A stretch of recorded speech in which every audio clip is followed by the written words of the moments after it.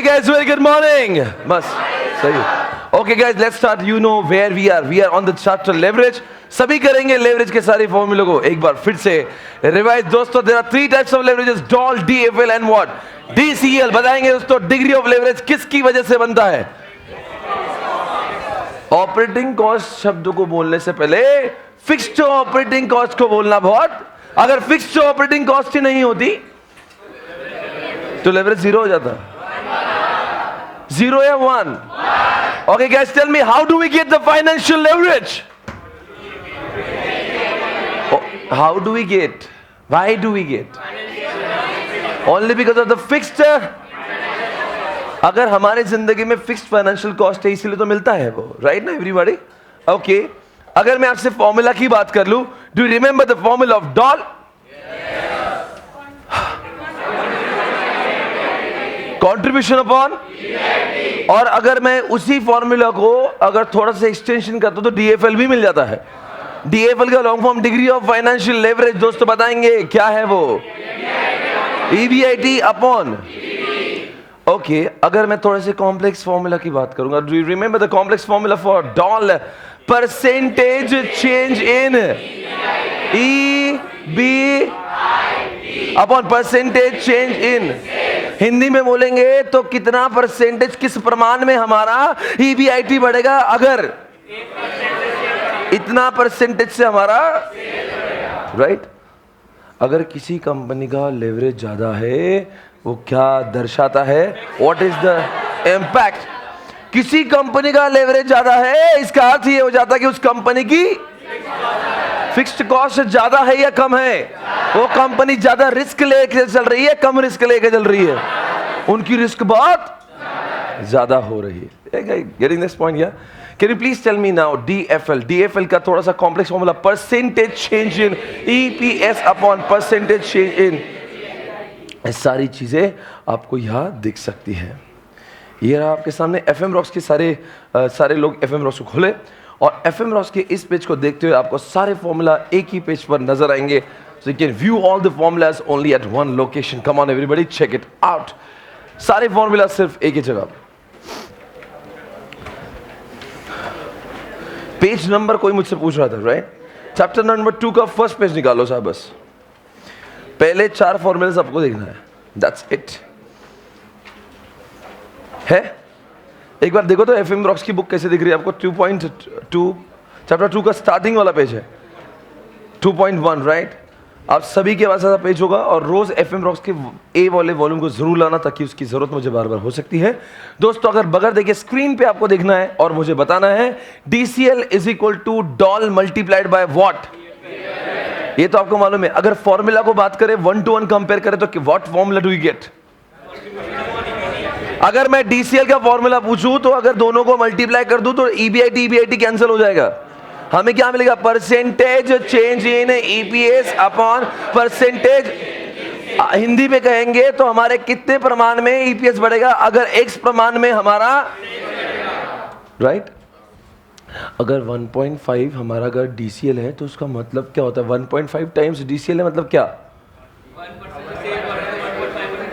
एक one time अगर हमारा सेल बढ़ रहा है तो हमारा ईपीएस जो है वो 1.5 टाइम्स बढ़ रहा है. अगर कोई ऑर्गेनाइजेशन कह दे हमारा डॉल जो है वो 3 है तो क्या दर्शाता है वो? मतलब अगर उनका सेल 1 टाइम इंक्रीज हो रहा है, बोलो आगे, ईबीआईटी 3 गुना बढ़ रहा है. इस सिंपल से क्वेश्चन को बताइए. डॉल है, डीएफएल है, डीसीएल का फॉर्मूला बता दो. 2 चीजें कट हो जाएगी. ईबीआईटी को कैंसिल करवा दीजिए. You will get one formula contribution upon EBT, right everybody? या चलो दोस्तों, दूसरी चीज जो आपको यहां पे दिख रही है उस इनकम स्टेटमेंट, इसको कभी प्रॉफिट स्टेटमेंट भी कहा जाता है और कभी इनकम स्टेटमेंट भी कहा जाता है. Can you please revise this?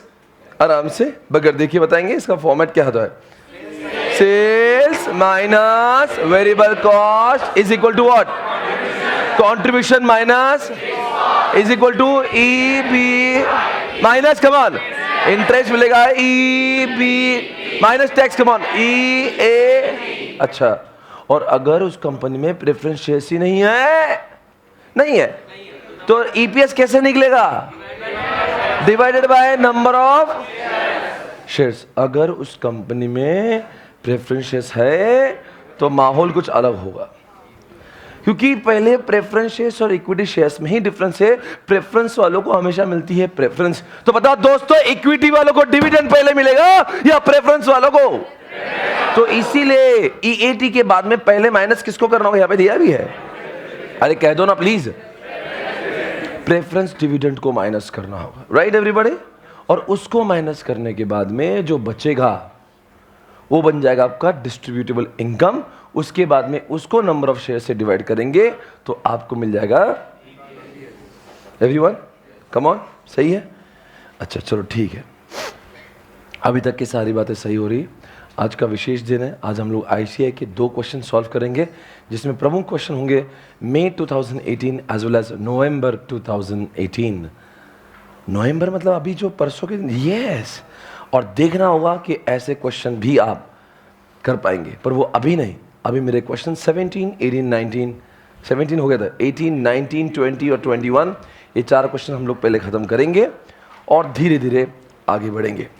पर मुझे आपसे कुछ उसके भी पहले एफएम रॉक्स के पेज वापस सुनिए ना, सुनो। जल्दबाजी कोई नहीं करेगा। आपको कुछ नजर आ रहा है स्क्रीन के ऊपर? यहां पे फाइनेंशियल लेवरेज जो दिया हुआ है, फाइनेंशियल लेवरेज दिख रहा है? उस फाइनेंशियल लेवरेज में 2 फॉर्मूला थे, बहुत अच्छे लग रहे थे और आपने याद भी कर लिए। Once again can you please recall, बगैर देखे, normal formula for financial leverage. वो तो सीक्वेंस में ही आता है, अगर आपको जिसको याद नहीं हो रहा तो कुछ नहीं है। कंट्रीब्यूशन को अगर ईबीआईटी से डिवाइड करते हैं तो डॉल मिल जाता है, और ईबीआईटी को ईबीटी से डिवाइड करते हैं तो ऐसा कोई बहुत झंडे गाड़ने वाला काम नहीं है। वो इनकम स्टेटमेंट अगर दिमाग में तो फॉर्मूला वैसे ही रट जाते हैं, ठीक है ना? और रही बात अगर कॉम्प्लेक्स फॉर्मूला की, परसेंटेज चेंज हम लोग क्या देखते हैं? ईपीएस अपॉन परसेंटेज चेंज क्या देखते हैं? ईबीआईटी। ये हमारा कॉम्प्लेक्स फॉर्मूला है। पर ये तब की बात है जब हमारे पास में प्रेफरेंस शेयर्स नहीं है। ओके, क्या नहीं है? प्रेफरेंस शेयर्स नहीं है। अभी ध्यान से, अगर आपके पास बुक है तो एक चीज को ध्यान से देखना, डीएफएल यहां पे लिखा है ए। फिर आपने सवाल ये पूछना चाहिए ए क्या है? फॉर्मूला दो ही, उसमें ए वाला क्या लिखा है? अज्यूमिंग दैट देयर आर, थोड़ा सा नीचे होकर आपको बी भी दिखेगा। अज्यूमिंग दैट देयर आर मतलब ये बात ये कहना चाह रहा है कि प्रेफरेंस शेयर्स अगर होंगे और प्रेफरेंस शेयर्स अगर ना होंगे, उस केस में फाइनेंशियल लिवरेज की फॉर्मूला में थोड़ा सा बदलाव पाया जा सकता है। अभी तक हमने जो फॉर्मूला देखे हैं वो तभी के देखे हैं जब कंपनी में प्रेफरेंस शेयर्स नहीं, सिर्फ इक्विटी शेयर्स ही है। मतलब कंपनी डेट इक्विटी से काम चला रही है, कंपनी के पास में प्रेफरेंस शेयर्स नहीं है। कौन सी इक्विटी है? सिर्फ,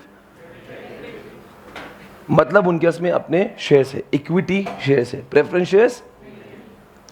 तो आपको ये तो पता ही हो गया, जरा प्लीज अंडरलाइन कर दो इसको, no preference shares. This is the most important thing. और अच्छे से बुक को गंदा मत करना, जो भी करोगे ना बुक पे तो ऐसा समझना अपनी बुक समझ के।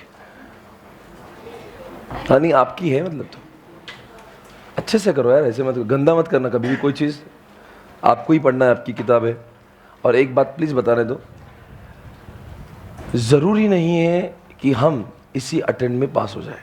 बुरा मत मानिए, 100 में से सिर्फ 20% लोग होते जो इस अटेम्प्ट में पास होते। मैं डिस्करेज नहीं कर रहा हूँ। माइंडसेट ये रखो कि अगर कल्चर के, अगर मैं गलती से अनफॉर्चुनेटली किसी कारण से फेल हुआ है तो ये नोटबुक मुझे ये मई में नहीं, नवंबर में भी लगना है, तो उसको इज्जत से इस्तेमाल करो, है ना? ऐसा रखो कि आपको बुक 1-2 अटेम्प्ट काम में है। आपको ये नहीं बोल रहा कि आप फेल होने वाले, मैं आपको प्रिपेयर करो। मैं अगर मान लो ऐसा, तो कल तक ये नहीं होना चाहिए यार मेरे पास बुक ही नहीं, वापस से क्लास लगाने की जरूरत नहीं, इसी बुक पे काम चल जाएगा। सिर्फ नोटिंग अच्छे से करो, ठीक है ना? आगे यहां पे क्या लिखा है? No preferences. यहां पे अंडरलाइन कर दो, assuming that there are what, क्या लिखा है यहां पे? Now assuming that preference shares are given in question, we can now take the advantage of interest and preference dividend both. बराबर है? एक बात बताओ, preference dividend don't you think it is as good as interest? क्या दोनों की भी cost fixed financial cost मानी जाएगी?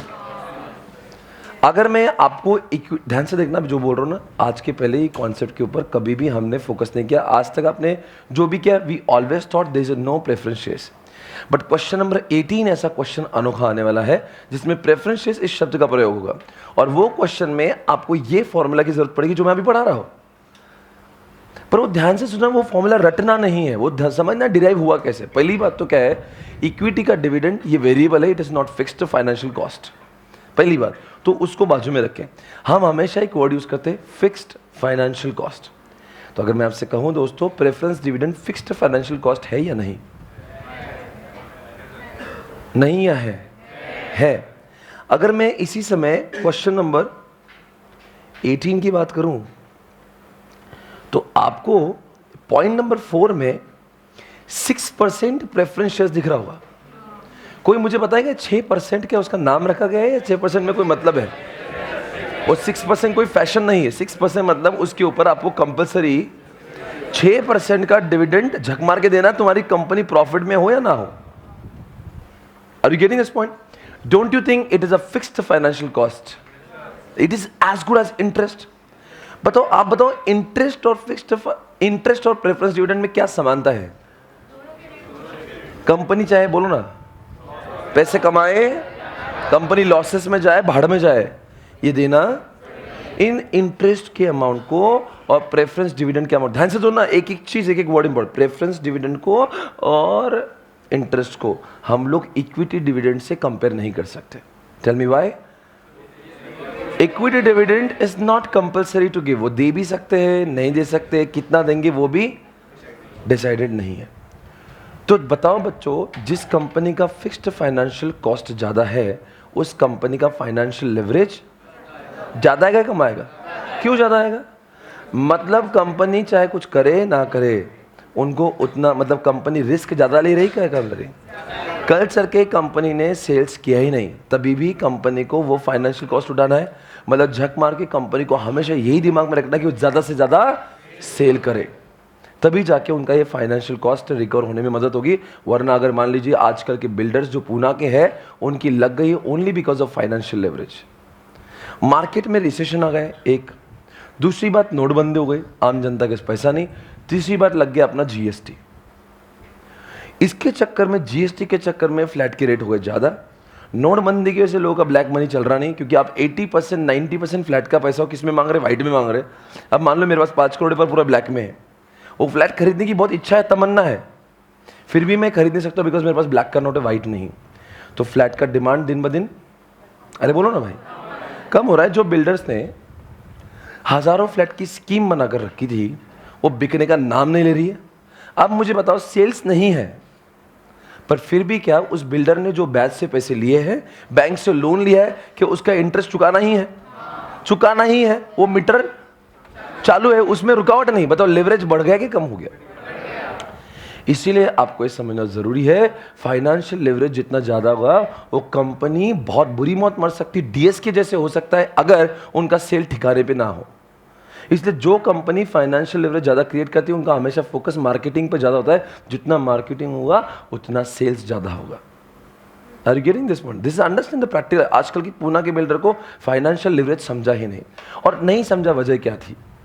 क्योंकि अब तक बूम पीरियड था, कभी ऐसा रिसेशन उन्होंने देखा नहीं अपने जीवन में। उन्होंने मंदी, रिसेशन बोल तो मंदी देखी ही नहीं, उनको लगता था सब हवा है। अच्छे अच्छे बिल्डर का दीवारा निकल गया, अच्छे अच्छे लोग। मतलब अब सोचिए, फाइनेंशियल क्राइसिस इतना वाहियात चल रहा है इन लोग का, इनके पास में गाड़ियां जो है वो BMW, ऑडी है और मर्सिडीज है, पर गाड़ी में डालने का पेट्रोल नहीं है। और आज ये हालात है कि जो लाइफस्टाइल है उनका, वो इतना हाई लेवल का है कि वो गरीबी में जीवन जी नहीं सकते। अंडरस्टैंड करो, एक बार इंसान का एक स्टेटस आ गया ना, अब वो नैनो में घूमेगा तो लोग समझ जाएंगे गरीब है। पहले से ही नैनो में तो लोग मतलब जे जानते आदमी है, होला ऐसे रहता है। अब जो आदमी अगर मर्सिडीज छोड़ के नैनो पे, अगर उसकी इच्छा है कि मैं कल चके ऑल्टो में बैठ जाऊं, वो बैठ नहीं सकता, क्योंकि लोग उसको ऐसा देखे ही नहीं है। तो इसीलिए इन लोग को कई लोगों ने सुसाइड तक कर लिया। ये फाइनेंशियल क्राइसिस है, और ये आज से नहीं चल रहा ना, it is suffering from since last. नोटबंदी हुई उसकी पहले से ही वाट लगी थी। मतलब अभी 2.5 से 3 साल हो गए, पूना के जो बिल्डर की होल्डिंग कैपेसिटी थी, जैसे एक बिल्डर जिसका नाम है कोलते पाटिल, कोलते पाटिल को कुछ नहीं हुआ बिकॉज उसने वो क्या है, वो कंपनी पूना की कोलते पाटिल, पूना के जो लोग सब जानते हैं, बड़ा भारी टाइप का बिल्डर है। होशियार लोगों का सीएफओ होना जरूरी है। उसने क्या किया था, एक डेट लिया ही नहीं, उसने क्या करा, आईपीओ कर दिया उसका। कोलते पाटिल के शेयर्स मिलते हैं, उसको फाइनेंशियल क्राइसिस आया नहीं, क्यों? इक्विटी है ना। डेट इक्विटी का कैपिटल स्ट्रक्चर होना जरूरी है। हौले सामान तुम बैच से पैसे ले रहे, डेट डेट डेट डेट लग गए ना खड़े खड़े, अब झक मार के तुम्हें सेल करना जरूरी हो गया। Kolte Patil was very smart to understand कि ऐसा समा भी आ सकता है कि अगर जिस दिन सेल नहीं हुआ, इसके लिए लेवरेज चैप्टर तो समझना पड़ेगा। कोलते पाटिल ने क्या किया, जाके देख सकते हो आप, एनएससी बीएससी उसके शेयर्स बिकते हैं। कोलते पाटिल ऐसे समय पे अगर आपके इसमें होशियार फाइनेंस वाला बंदा हो ना, सोचो इक्विटी से फायदा क्या हो गया, टेंशन ही नहीं ना, बिकेगा बिकेगा देखेंगे कहाँ किसको देना है। तो आपके कैपिटल स्ट्रक्चर में कुछ प्रबंध में, और वो कहते हैं वो भी 2:1 होना चाहिए, जितना भी है थोड़ा तो होना चाहिए। बाकी लोगों ने 100% डेट यूज करके रखा है, सर्वाइवल का स्कोप ही नहीं बचा। इसलिए अंडरस्टैंड करो, एक सीएफओ होना अपनी ऑर्गेनाइजेशन में बहुत आवश्यक होता है। उसको बोलते चीफ फाइनेंशियल ऑफिसर। सीएफओ आखिर मतलब बंदे कौन है बेटा? कुछ कंपनीज में, अब मेरा एक स्टूडेंट है, he is a chartered accountant, he is CS and he is a CFA।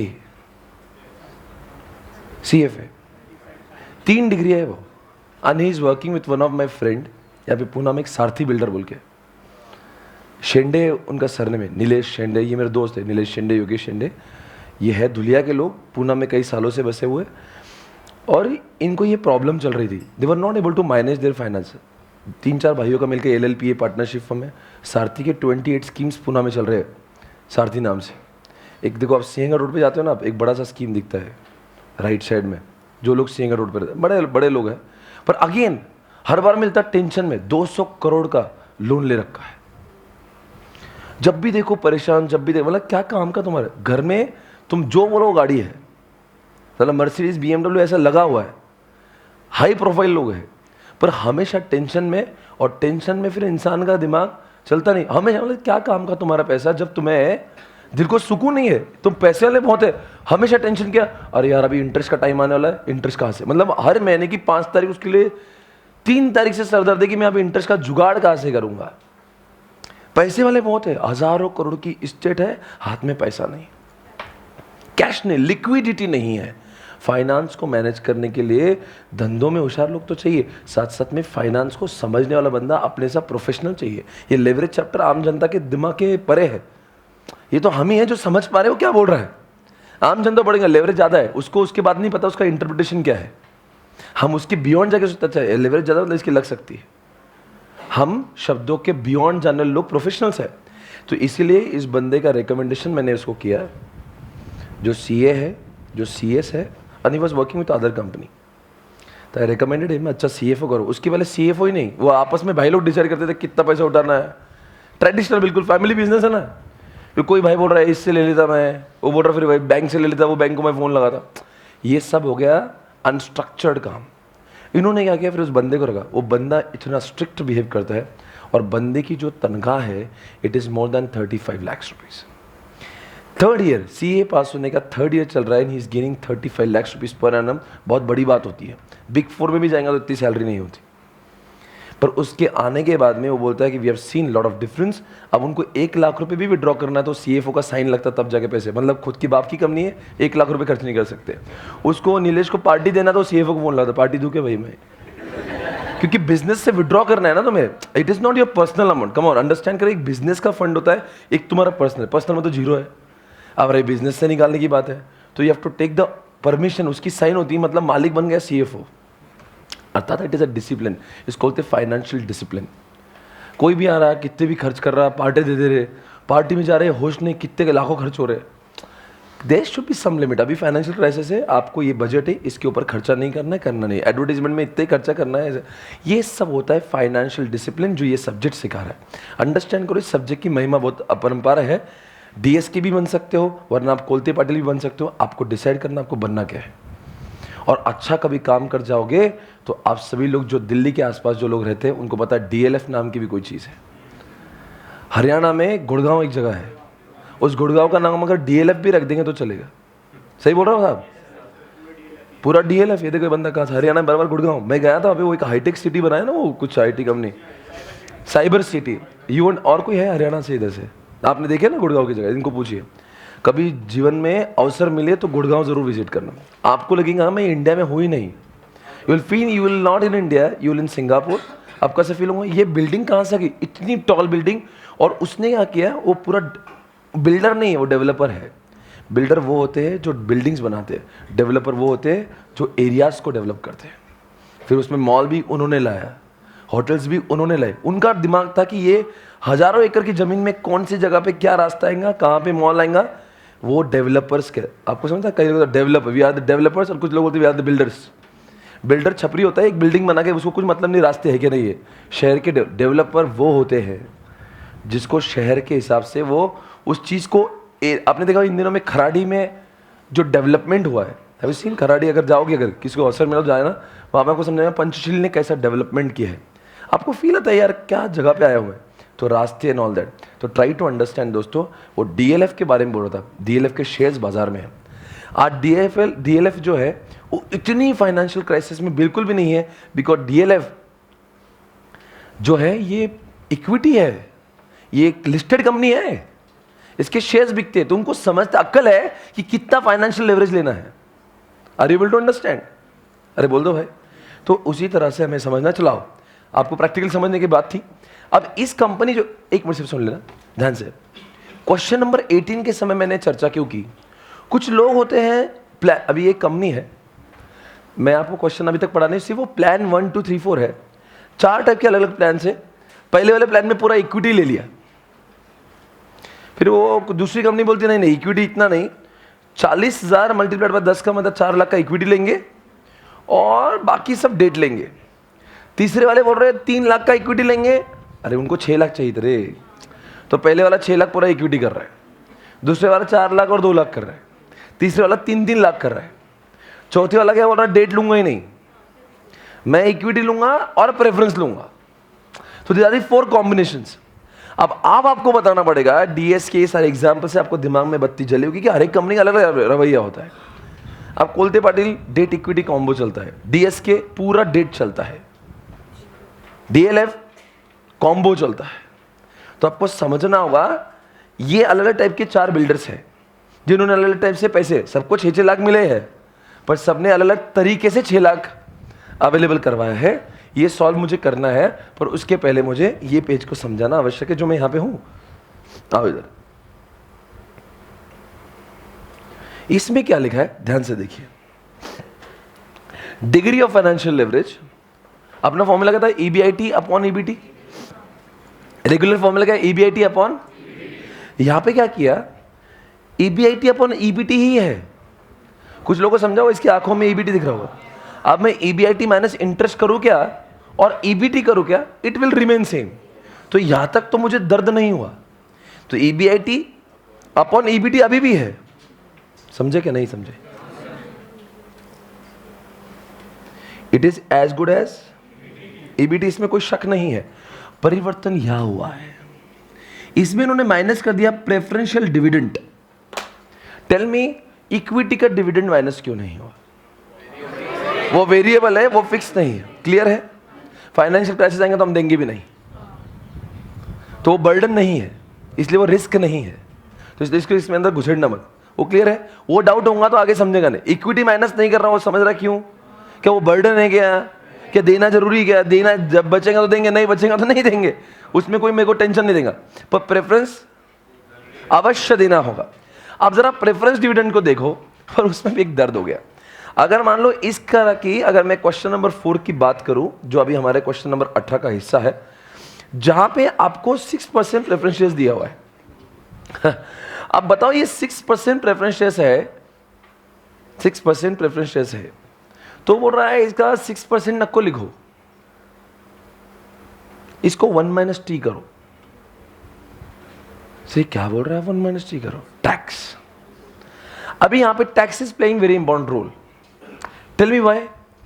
Interest के समय P&L इंटरेस्ट को डेबिट हो जाता है, और डेबिट होने के बाद में टैक्स कैलकुलेट होता है। तो उसमें अगर मैंने 10,000 रुपये इंटरेस्ट अगर दिया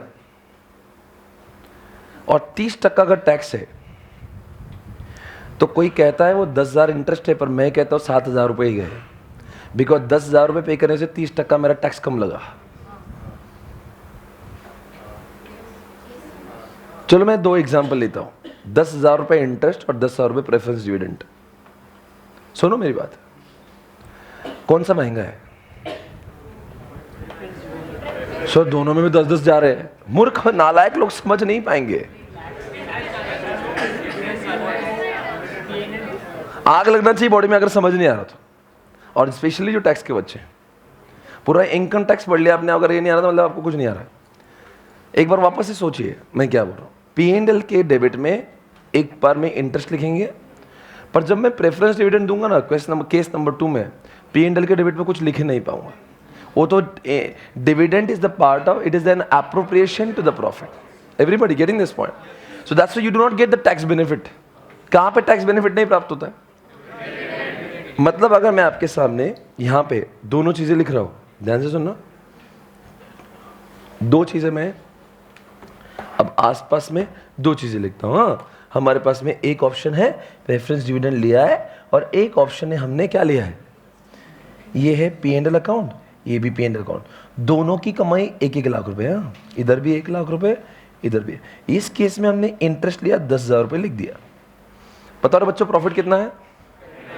90,000। 30% टैक्स लगा दो, तो मतलब मुझे बोलो ना बच्चों, 90,000 पे 30% देना पड़ेगा। कितने पे देना पड़ेगा? 90 पे 30 देना पड़ेगा। तो मैं यहां पे अगर 90,000 लिख दूं, ये मेरा प्रॉफिट हो गया या नेट प्रॉफिट, जो भी आप बोलो।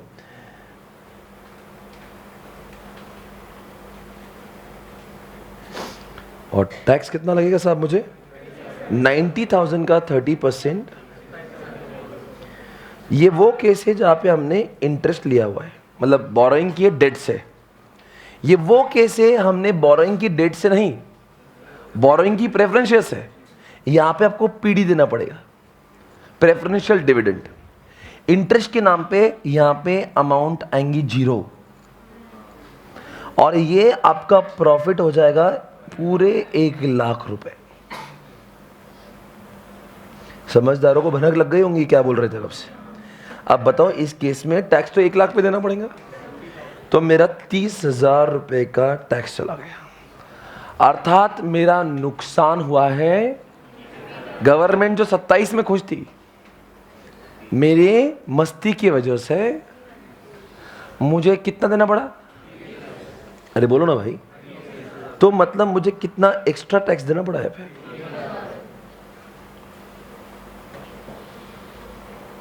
बराबर है?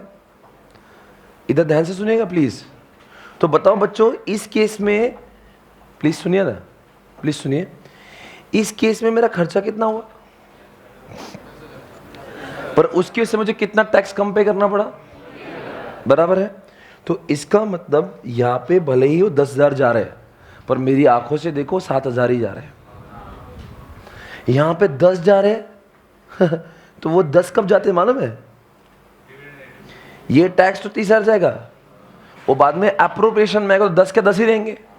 तो मतलब यहाँ का इंटरेस्ट मुझे 10 होने के बावजूद भी 7 जैसा लगता है। अरे बोलो ना।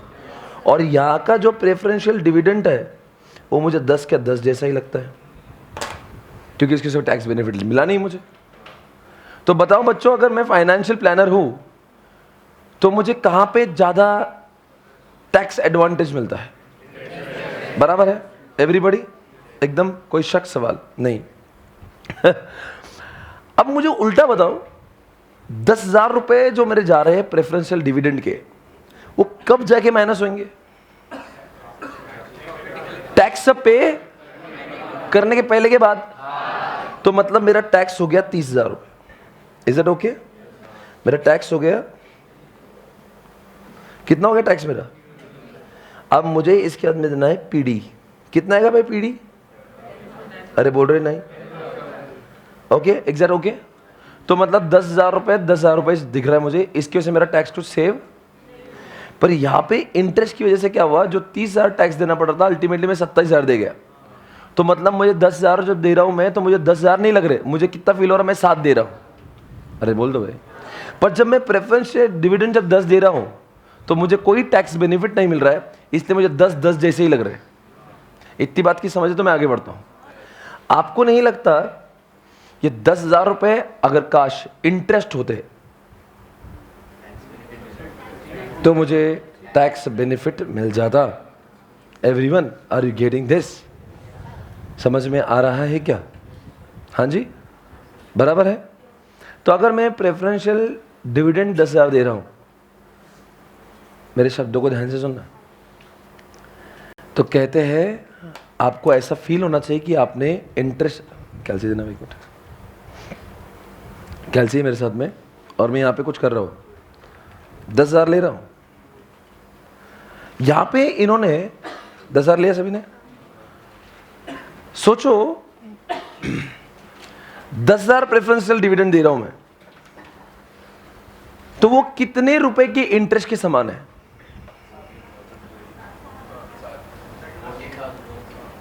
कोई तो 14,000 बोल रहा, वो सही बोल रहा। आगे देखना क्या बोल रहा है, मैं कैसे कर रहा हूं।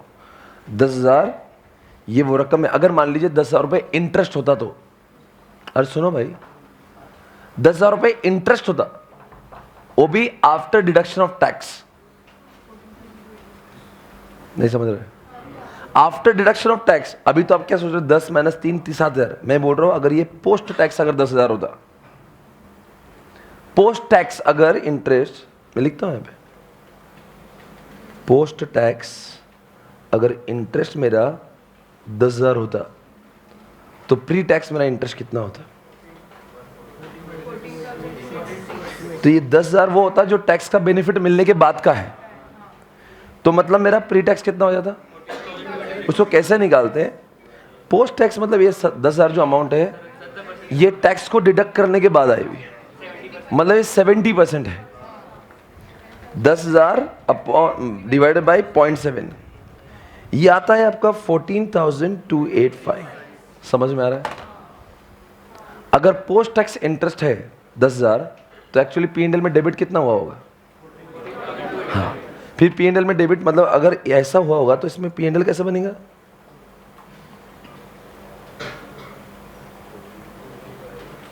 बराबर है? Is it okay?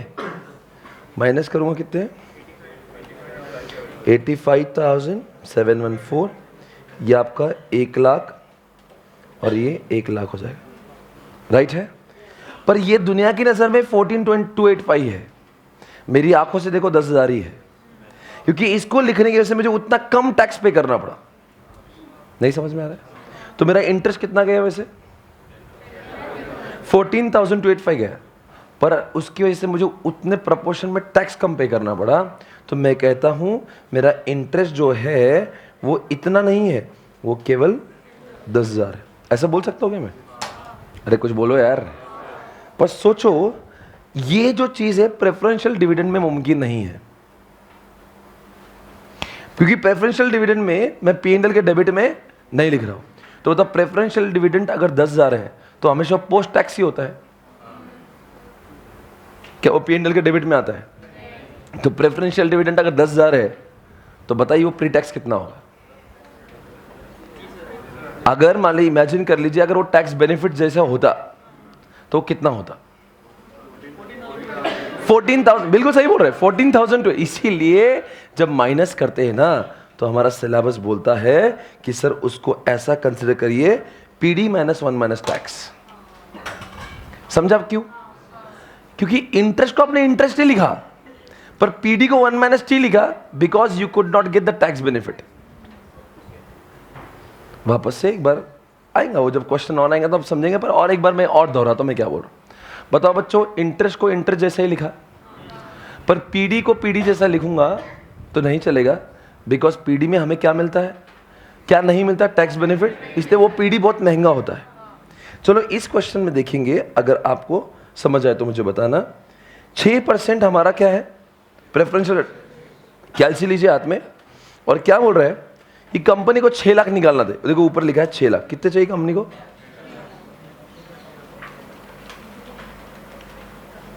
कंपनी को 6 लाख चाहिए। 6 लाख चाहिए। 6 में से कहाँ, इक्विटी में से कितने हैं और आप बाकी कितने में से आएंगे? बैलेंस कितने हैं? 3 लाख। तो 3 लाख उसने कहाँ से लिए? तो 3 लाख मल्टीप्लाइड बाय 6% कर दो। 6% कितना हजार देना पड़ेगा पीडी आपको?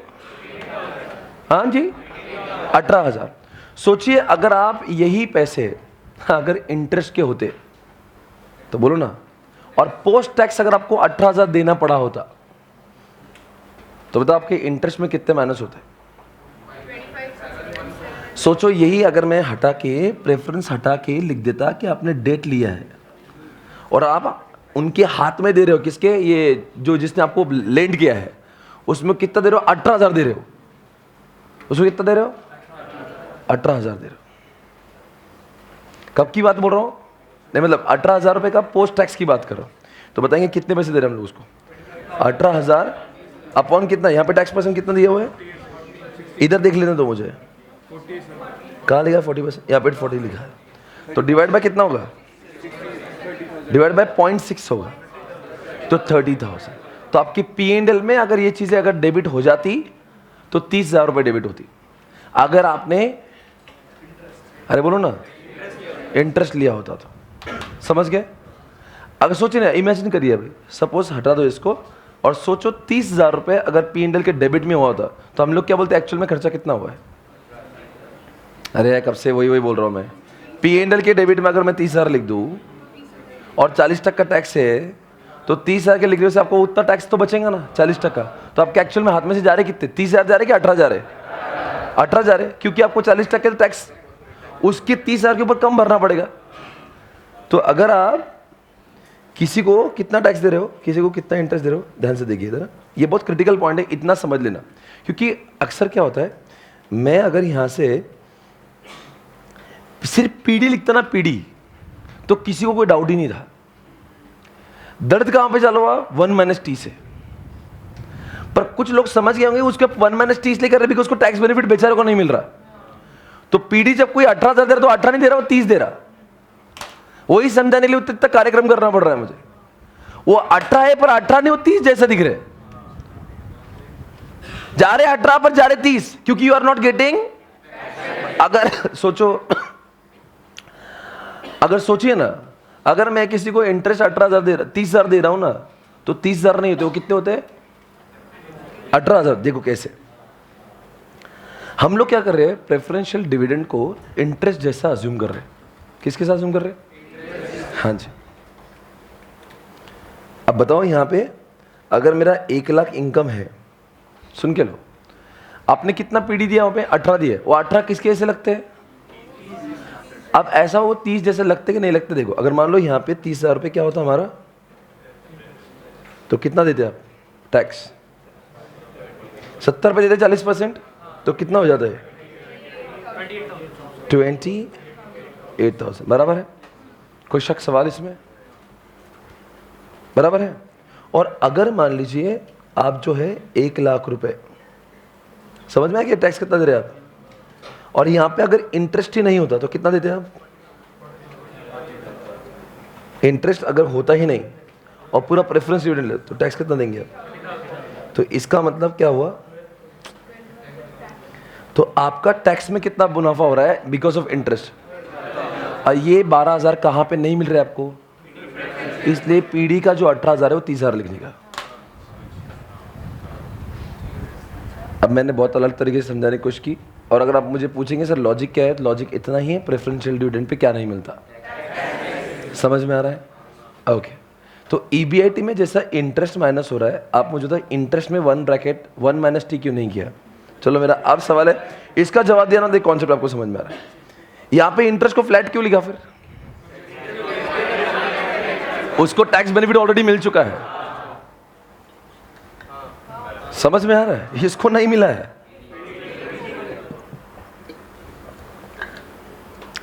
समझो इंटरेस्ट और पीडी में फर्क है। समझ गए? ये फर्क है क्योंकि एक डेबिट में आता है P&L के और एक एप्रोप्रिएशन में आता है, और ये अपने अकाउंट्स में पढ़ा होगा। अकाउंटिंग जब करते हो तो एक डेबिट में आता है और एक डेबिट में नहीं आता। वो कौन सा डेबिट में नहीं आता? चलो मैं चाहता तो ये रट्टा मरवा सकता, आपको बोलेंगे से जब भी पीडी आएंगे तो 1 - t कर लेना। अगर अभी तक पूरे एपिसोड में कुछ नहीं समझा, ये 15 मिनट का भाषण नहीं समझा और ये समझ ही नहीं रहा, टैक्स भी नहीं समझता, अकाउंट भी नहीं समझता, पहली बार, ऐसे भी लोग होते हैं ना, ग्रुप 1 करने से पहले ग्रुप 2 स्टार्ट करते हैं। अब मैं उसको बोल रहा हूँ, उसको इनकम टैक्स पता नहीं है, उसको पता नहीं है, अकाउंट्स पता नहीं है, उसके लिए उसने रट्टा मारना चाहिए। जब भी इंटरेस्ट आएगा -1 - t नहीं आएगा, और जब भी पीडी आएगा ब्रैकेट में, लॉजिक समझने के लिए उसको इनकम टैक्स समझना पड़ेगा।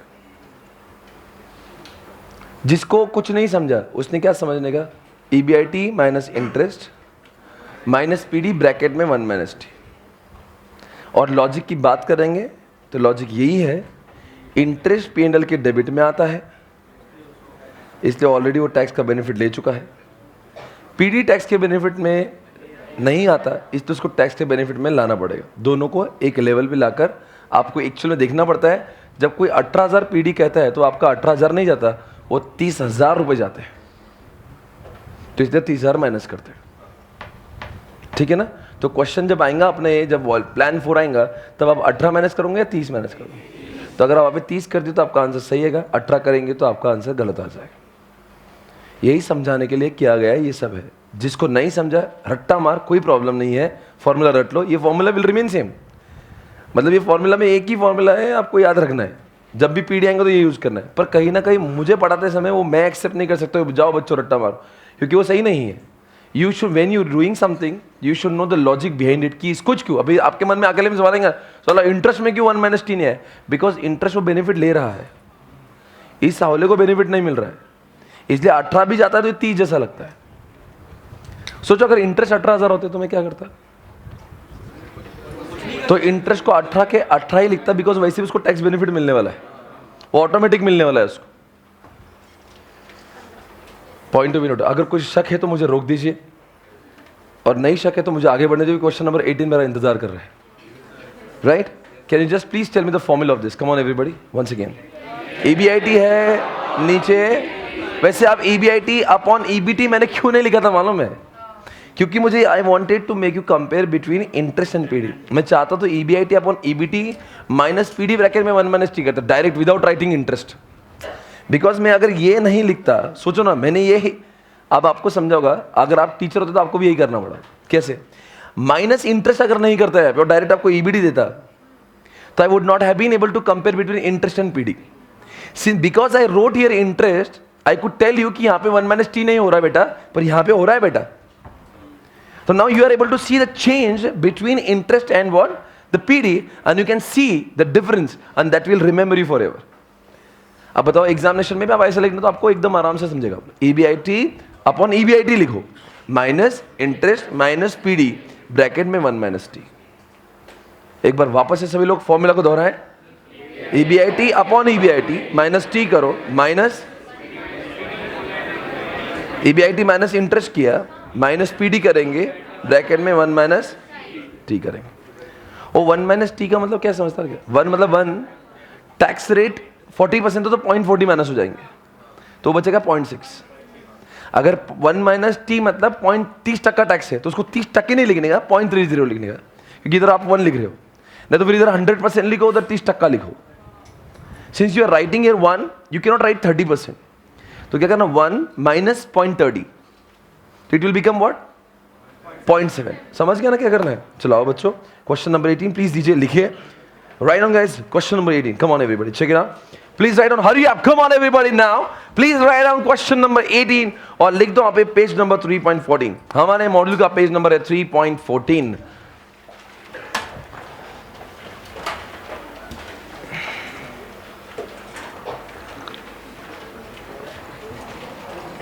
मैं इस क्वेश्चन को पढ़ना चाहूंगा पहले, तो पढ़ने के बाद में आपको फॉर्मेट, मेरे से आगे मत जाना, पहले समझेंगे, सॉल्व आप ही करने वाले हो, मैं कुछ नहीं करूंगा, मैं सिर्फ दिशा दे दिया हूं। एक चीज अलग थी, 1 2 3 आपको मालूम है, 4th अलग था, वो बता दिया, सिर्फ मैं पढ़ूंगा।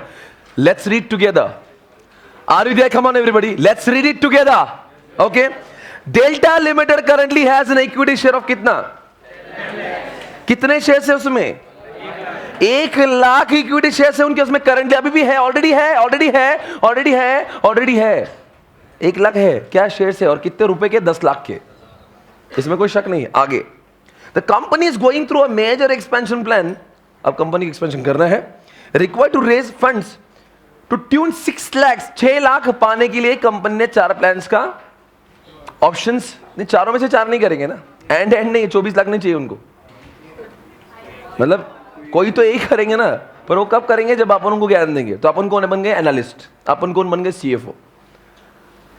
तो अपन क्या बोलेंगे, वो कोई बिल्डर होगा, बोलेंगे 4 ऑप्शन है, तो फिर अपन उसको वर्कआउट करेंगे, फिर उसको ज्ञान देंगे बेटा चारों में से कौन सा अच्छा है। तो अब इसने लोन लिए कि लेने वाला है, वाला है, तो अपने डिसीजन के बाद में वो डिसीजन लेगा आगे। The finance, to finance the expansion the management has the following plans. Number 1, issue 6 lakh equity shares of 10 each। तो एक बंदा होला है, डायरेक्ट बोला कुछ टेंशन नहीं, 6 लाख पूरा इक्विटी, डेट का नाम नहीं। 1। नंबर 2, कोई एक जवाब देगा ये, फिर अगर मान लो जितना इक्विटी ज़्यादा होगा, डेट नहीं होगा, फिक्स फाइनेंशियल कॉस्ट नहीं होगी, तो आपको मुझे जवाब देना है, तो इनका लेवरेज कम होगा, अर्थात अगर फाइनेंशियल लेवरेज तो 1 ही होगा। तो अच्छी बात, अच्छी बात, अच्छी बात है कि नहीं है। आज का पहला मूवी टिकट क्वेश्चन, अक्सर किताबों में लिखते हैं when you develop a capital structure it should be मतलब झालंच पाहिजे, असंच पाहिजे, ओके, शुड बी 2:1, जहां पे डेट 2 चाहिए, इक्विटी 1 चाहिए, ऐसा कहां जाता है? मतलब किताब लेवरेज लेने के लिए बोल रही है, मतलब बेवकूफ लोग। आप बताओ क्यों बोल रहे नहीं कि 100% इक्विटी रखो? कौन जवाब देगा मुझे इसका? आखिर डेट में इक्विटी में दर्द क्या है? लेटेड भी 100%, सारा पूरा लेवरेज का टेंशन ही नहीं। हालांकि इक्विटी से लेवरेज ही नहीं होता, कोई बर्डन ही नहीं होगा, तो you should take more equity then 100%, let it be 100%। तो बोलते नहीं ऐसा भी नहीं करो, पागल हो गया, 100% इक्विटी तो नहीं देते। कौन बताएगा अगर आपका धंधा है, why you will not issue? ये है दिमाग वाली बात, क्यों आप पूरा इक्विटी नहीं करना चाहोगे? आखिर क्या इसके पीछे प्रॉब्लम है? क्या हो जाएगा? कौन देगा जवाब? रुकिए, हाँ जी, आज बहुत मजा आने वाली इस क्लास में, आप जवाब देंगे मुझे।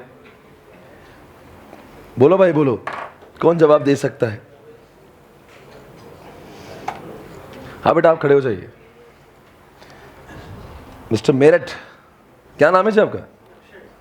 रेयर ऐसे चल रहा है। हाँ जी, क्या अक्षय? मिस्टर अक्षय, लक्ष्य, नाम ही लक्ष्य है। बोलिए मिस्टर लक्ष्य।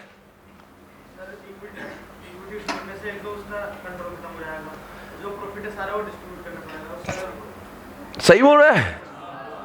अरे सर मैं पागल हो गया, कल चके मुझे एसपीसी को पैसे तो सबको शेयर होल्डर बना लो क्या? सर बना लो, मतलब साला जिंदगी से मेहनत मैं कर रहा हूं, तुम मेरे बना बनाए गद्दी पे आके बैठ के मेरे मालिक बन जाओ कंपनी के? पागल समझे क्या?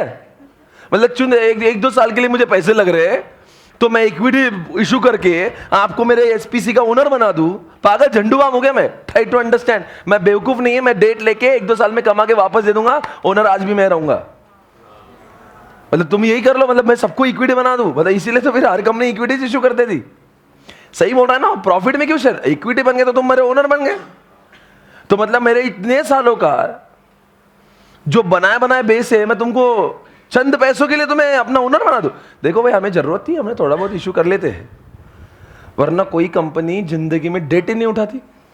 अरे इशू कर रहे हो मतलब क्या है? You are making them owners because share holders are the owner of the company.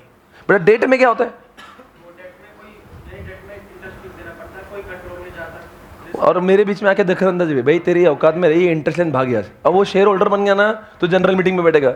नहीं, I think company should do. अरे झंडू माम तू है कौन बे? अभी कल का शेयर होल्डर तू। 50 सालों से मेरे बाप ने कंपनी बनाई, मैं जानता हूँ क्या है, मुझे पता है। तू क्या है 10 रुपए का शेयर लेके मुझे बता के क्या करना है? हट।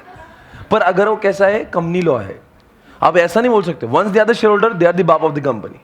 फिर तुम्हें झक मार के सुनना है, तुम ये नहीं बोल सकते तू कौन बे, ऐसा नहीं चलेगा। तुम भले ही अपने एमडी हो, आज भी मुकेश अंबानी का 44% शेयर है, पर 56% लोगों की भी बात सुनना ही पड़ेगी बेचारे को, क्योंकि इक्विटी होल्डर्स हैं। तुम ये नहीं बोल सकते मैं मुकेश हूँ भाई, मुझे पता है। वो उसको अगर मान लीजिए उसको आज भी एसआर पास करना ना, झंडू माम लोगों को सुनना ही पड़ेगा। समझ में आ रहा है? इसीलिए ज्यादा कंपनी इक्विटी इशू करने के चक्कर में अपना कंट्रोल खो सकती है। इसीलिए ऐसा नहीं है कि देखो, इक्विटी का एक फायदा क्या हुआ, आपका लेवरेज कम हो गया। इक्विटी का ड्रॉबैक क्या है? मतलब मेरी ऑर्गेनाइजेशन में किसी को सौंप रहा हूं, बेच रहा हूं, मतलब इन शॉर्ट समझ रहे? हाँ बताओ, फ्लिपकार्ट ने 76% बेचा वॉलमार्ट को। अब वॉलमार्ट आके रोज बजाता होंगे इनकी, ए सचिन इधर आ, अपन ऐसा करेंगे। वो सचिन को बेचारा पहले आजाद पंची था, सचिन बिन्नी बंसल, वो बेचारे मजे में थे जिंदगी में, 100% स्टेक उनका था। अब ये आके रोज बजाते होंगे। और रही बात 76% इसलिए बिकॉज एसआर भी पास कर सकते हैं, तो रोज आके बजाता होगी सचिन ये, इसलिए वो इस्तीफा दे दिया। अभी परसों का न्यूज है, इतनी बजाए वो रिजाइन कर दिया, परसों का न्यूज है। वहां के उन्होंने जो मेन बंदे हैं इस अत्याचार को सह नहीं पाए, उन्होंने बोला भाई अपना रिजाइन है अपने कंपनी में, उसको बोर्ड ऑफ डायरेक्टर की बॉडी पे थे वो लोग, and they resign from the company. क्योंकि एक समय होता ना कि जब मेरी कंपनी ना, तो मेरी चलती, मुझे पता है इंडिया कैसा है, मुझे पता है क्या स्ट्रैटेजी, कैसे सेल बढ़ाना है। तुम आके रोज आके ये कर ले भाई, वो कर ले भाई, नहीं पड़ता मेरा धंधा, मैंने, मुझे पता है इंडिया कैसे है। तू आके तू बैठा यूएसए में मुझे ज्ञान दे रहा है, इससे अच्छा क्या तू ही कर ले भाई। समझ में? तो अंडरस्टैंड द एंटायर थिंग। ऐसा नहीं कि don't, when you think about finance also think about ownership. Thank you so much, आप जीतते movie ticket, thank you so much. आगे दोस्तों, कम on everybody, plan number 2, issue 40 lakhs 40,000 equity shares at 10 rupees each and balance through what? Come on बच्चों, balance कितना बचा है? 2 लाख। अरे plan 2 में 40,000 मल्टीप्लाई बाय 10 हो गए, 4 लाख तो इक्विटी से उठा लिए, 2 लाख कहां से मिले? मतलब ये डेट से मिले, डेट। आगे तीसरा ऑप्शन क्या है? 3 लाख इक्विटी से मिले और 3 लाख डिवेंचर से मिल गए। चौथी बात, चौथा प्लान क्या है? अरे बोलो ना कुछ तो, चौथा प्लान क्या है? 3 लाख इक्विटी से मिल रहे, 3 लाख वो, ये भाई बोल रहा डिवेंचर नहीं, अपने को प्रेफरेंस डिविडेंड चाहिए, शौक है। The EBIT of the company, अच्छी बात है ना, हमें कुछ करना ही नहीं है, ना सेल्स निकालना है, ना वेरिएबल कॉस्ट निकालना है, ना कंट्रीब्यूशन निकालना है। वो क्या बोल रहा, डायरेक्ट क्या करो आप, ईबीआईटी दे दिया 4 लाख रुपए और आपको टैक्स दे दिया, तो ईबीआईटी से इंटरेस्ट कहीं कहीं पे इंटरेस्ट आएगा और कहीं कहीं पे नहीं। कितने कॉलम्स बनेंगे उनके? 5। पहला पर्टिकुलर्स, प्लान 1 2 3 4, और बाद में आपको ईबीआईटी निकालना है, इंटरेस्ट निकालना है, कभी कभी इंटरेस्ट को डैश करना पड़ेगा कुछ कुछ कॉलम्स में। समझ में आया? टैक्स सबको आएगा, टैक्स में कोई डैश नहीं आएगा। और फिर बाद में कुछ कुछ को प्रेफरेंस डिविडेंड आएगा, कुछ कुछ को नहीं आएगा। आपको ईपीएस निकालना है और आपको फाइनेंशियल, आपको पता है फाइनेंशियल लिवरेज को अंडरलाइन कर दो, ये वो ऐसा एक्सक्लूसिव जगह आ गई है जहां पे फाइनेंशियल लिवरेज निकालना है। दोस्तों इस क्वेश्चन में फाइनेंशियल लिवरेज बाकी सबके कंपैरिजन में अलग क्यों है? क्योंकि पहले तीनों प्लान में अलग फाइनेंशियल लिवरेज जो हमेशा निकलता है। एक प्लीज एक काम करिए, प्लान 4 में जाओ और फाइनेंशियल लिवरेज का फॉर्मूला प्लीज अभी लिखो मेरे सामने, जो अभी अभी आपने याद किया। क्वेश्चन बुक पे जाओ, प्लान नंबर 4 के सामने अभी आपने जो फॉर्मूला याद किया जरूर लिखे, पहले लिखे। प्लान नंबर 4 के साथ में बताओ क्या फॉर्मूला आएगा यहां पे? EBIT upon EBIT minus interest minus PD, bracket में 1 माइनस टी। समझे क्या?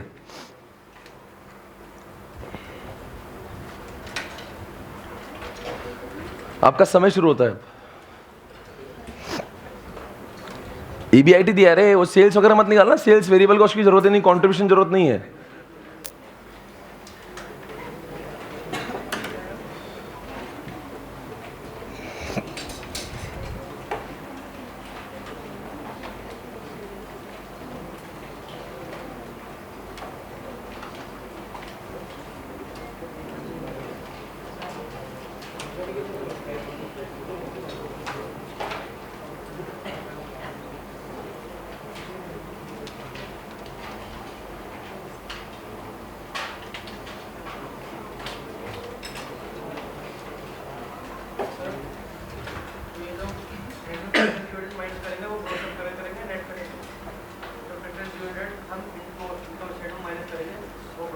वो वैसे ही आएगा जैसा नॉर्मल आ रहा है, उसको कुछ मत करना, ये फॉर्मूला की बात है। जब वो डीएफएल में आएगा तब करना, अभी छेड़ना मत इसको। प्रॉफिट स्टेटमेंट में नॉर्मल लिखना, वो तो फॉर्मूला में जाके 1 माइनस टी करना है। इधर तो नॉर्मली जैसा जितना है उतना ही लिखना, मतलब 18,000 ही लिखेंगे आप यहाँ।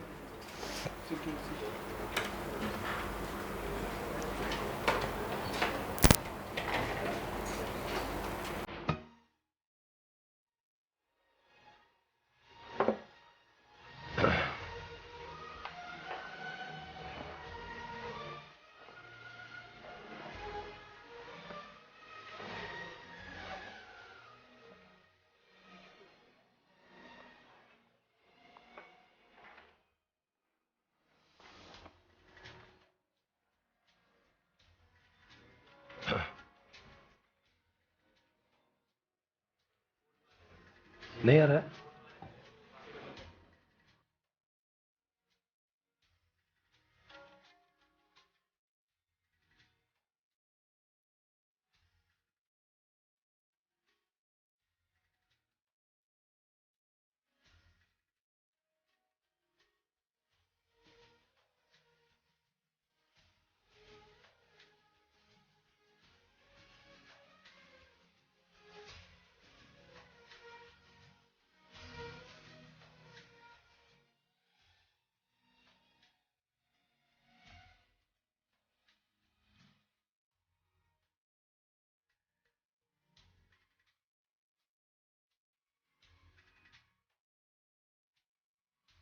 हो रहा है आपसे?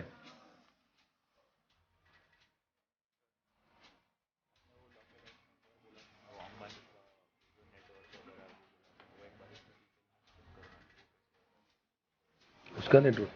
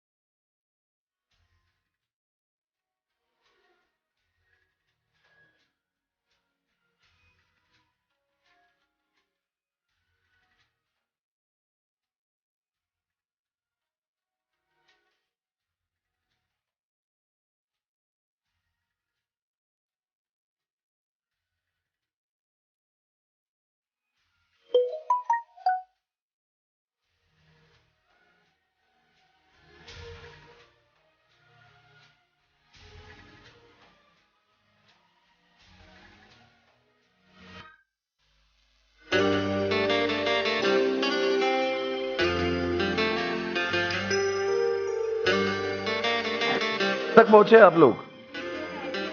ईपीएस तक पहुंचे क्या? ईपीएस कितना आ रहा बताएंगे? प्लान 1 2 3 4 में किसी का? अच्छा, कोई लोग कहां तक पहुंचे मुझे जानने दो। हाँ जी, ईपीएस निकल गया आपका? ईपीएस कैसे निकला आपका?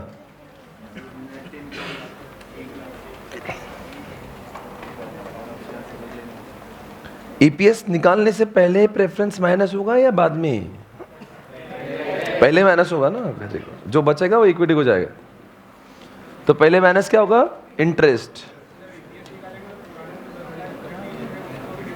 और सही सवाल पूछा है इस बच्चे ने। ईपीएस निकालते समय आपने कितने शेयर होल्डर्स पकड़ना चाहिए? क्या उस 1 लाख को भी इसमें इंक्लूड करना चाहिए? कंपनी के इसमें पहले 1 लाख शेयर्स है और अभी के कितने हैं वो देखना होगा, तो उनको तो कंसिडर करना पड़ेगा। Should I start now? चलो, मैं भी आ रहा हूं आपके साथ में सॉल्व करने के लिए। Please come on guys.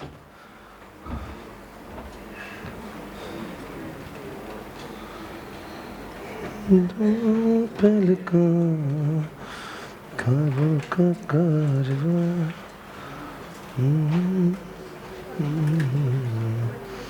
बोलो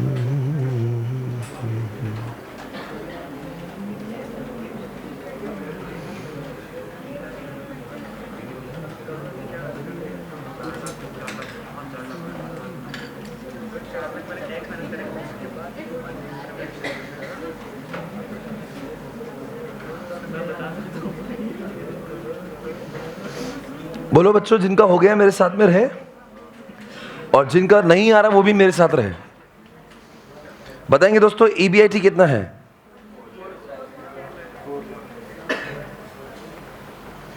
यहां पे इस समय स्क्रीन पे दिख रहा है EBIT 4 लाख रुपए, राइट एवरीबॉडी? ओके, चालू करें। EBIT 4 लाख रुपए, मैं यहां पे लिख रहा हूं 4 लाख। क्या EBIT सबके लिए सेम ही होगा? सब जगह पे मैं 4-4 लाख लिख रहा हूं। आप बताएंगे मुझे क्या मैनेज करना पड़ेगा अभी? इंटरेस्ट किस किस के लिए एप्लीकेबल है?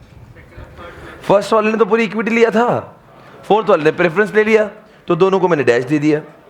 अब सेकंड और थर्ड ऑप्शन के लिए मेरे पास में इक्विटी कितनी, डेट कितना है? तो इनका डेट हुआ है 12% ऑन 2 लाख। 2 लाख कैसे हुए? 4 लाख इक्विटी से है, 2 लाख बचे थे, 6 लाख तो चाहिए थे उनको। तो 2 lakh multiplied by 12%, what is the amount? 24,000। क्या मैं 24,000 यहां से माइनस कर दूं? और दूसरा और एक सवाल बताएंगे दोस्तों, क्या लिखा है यहां पे? तीसरे वाले इसमें लिखा है बैलेंस 3 लाख आपने डिबेंचर से लिए। देखो यहां पे 3 लाख इक्विटी से निकाले और 3 लाख डिबेंचर से। अब क्या इंटरेस्ट कितना? 9% है, तो 3 लाख का 9% कितना हो रहा है? 27,000। Should I right 27,000? यस। तो यहां पे मैं 27,000 लिख देता हूं। मैं फिर इसको ऐसे माइनस कर दूंगा, ये मेरा 4 लाख ही रहेगा। ये आएगा 3,76,000, 3,73,000 and it will always remain 4 lakh. बताएंगे दोस्तों क्या है EBT? अभी तक सबका जवाब सही है यहां तक? 4 लाख, 3,76,000, 3,73,000 एंड अगेन 4 लाख। यहां तक सही है? अब मैं माइनस कर दूं किसको? तो ये टैक्स माइनस, बताएंगे टैक्स का परसेंटेज कितना है? At the rate 40%। बताएंगे 4 लाख पे 40%, 1,60,000। इसका बोलो भाई 376 का 1,50,400। सही है? इधर बोलो 1,49,200। सही है? और इधर 1,60,000 वापस से। बोलो बच्चों अब क्या निकलेगा मेरा? EAT कितना लिखो? 2,40,000। इधर आएगा 2,25,600। आगे बोलो 2,23,800। और ये आएगा 2,40,000। सभी लोग साथ साथ हैं? अब बताएंगे दोस्तों, मैं प्रेफरेंशियल डिविडेंड को भी मैनेज कर देता हूं। मैं पहले तीनों को डैश डैश करना चाहता हूं, क्या आप मुझे रोक सकते हो? हाँ जी। अब बताएंगे दोस्तों प्रेफरेंस कितना है? अब सर ये इन्होंने जो लिखा है ना 3 लाख, 3 लाख पे 6%। क्या मैं यहाँ पे 18 का 18 लिखना? यहाँ पे मस्ती मत करना। जो ज्ञान दिया था ना मैं, it was regarding financial leverage. ये तो 18 ही रहेंगे ना, ये तो नॉर्मल चल रहा है अभी। वो तो तब लेता है जब it was all talked in terms of leverages, कि कितना फिक्स्ड फाइनेंशियल बर्डन हो रहा है। ओके बोलो बच्चों क्या करूं मैं यहां पे?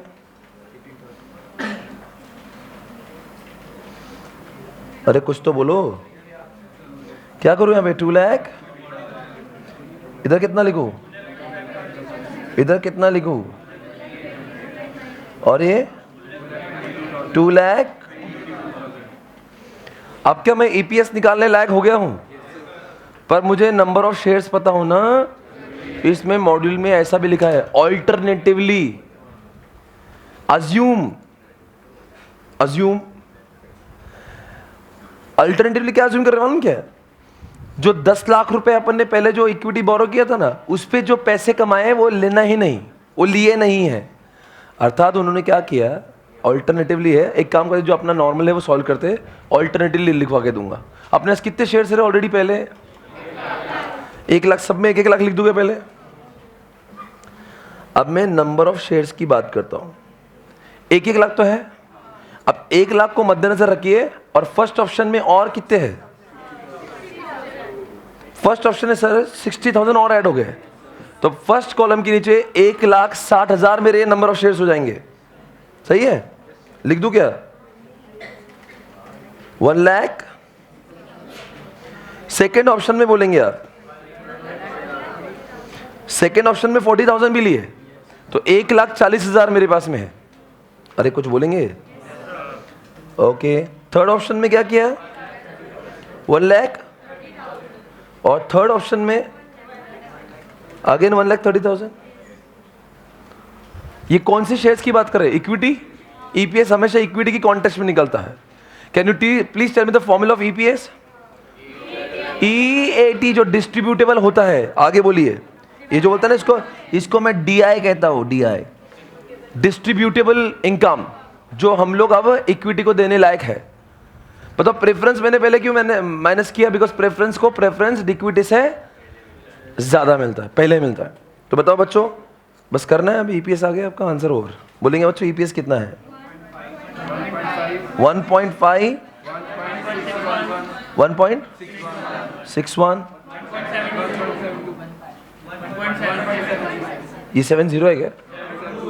70, और ये सही है। एक बार सभी लोग चेक कर ले, क्या आपका ईपीएस भी इतना है? कितने लोग का यही ईपीएस था? As it is same. Oh super, mind blowing यार। Everybody has got the same EPS, no doubt. Can we proceed further? Now we are moving on. अरे बोलो यार, डीएफएल का फॉर्मूला बोला जाए, ईबीआईटी अपॉन ईबीटी। पहले तीनों का डीएफएल निकालना बहुत ही आसान है, पहले तीनों के ऊपर कार्यक्रम करेंगे दोस्तों। अभी ये आपका डीएफएल आपके सामने, और बताएंगे दोस्तों ईबीआईटी अपॉन ईबीटी मतलब 4 लाख अपॉन 4 लाख। ही वन कैसे हुए? इसका मतलब वहां पे कोई भी फिक्स्ड फाइनेंशियल, आप मुझे बताना, यहां पे मैं 1 लिख दूंगा, सही लिख रहा हूं क्या? अब बताना ईबीआईटी अपॉन ईबीटी इसका कितना है? 1 पॉइंट बराबर लिख रहे हैं। हाँ जी, तीसरा बोल दीजिए, EBIT upon 1.07।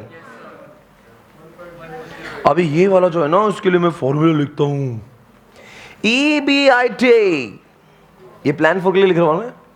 EBIT interest minus PD bracket में 1 माइनस टैक्स बराबर है। ईबीआईटी बोलो बच्चों, 4 लाख, 4 लाख। और बोलिए इंटरेस्ट कितना था इधर? हाँ 0 है, माइनस पीडी कितना है रे? 1 माइनस 0.4। अब जवाब देंगे आप 4 लाख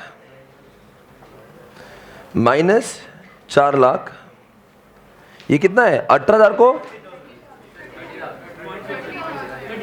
ये डिवाइड होगा, डिवाइड होगा। बोलो कितना है?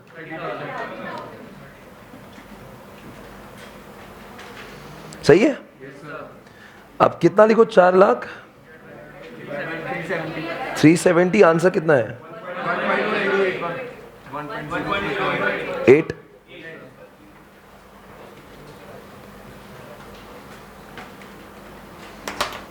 आंसर हुआ।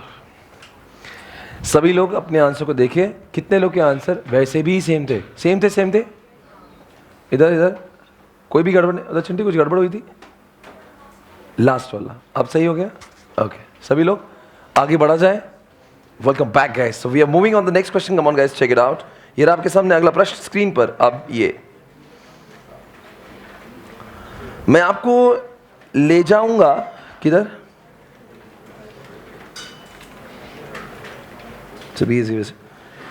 ओके गाइस, इसमें से कुछ क्वेश्चन होंगे। और सुनो ना,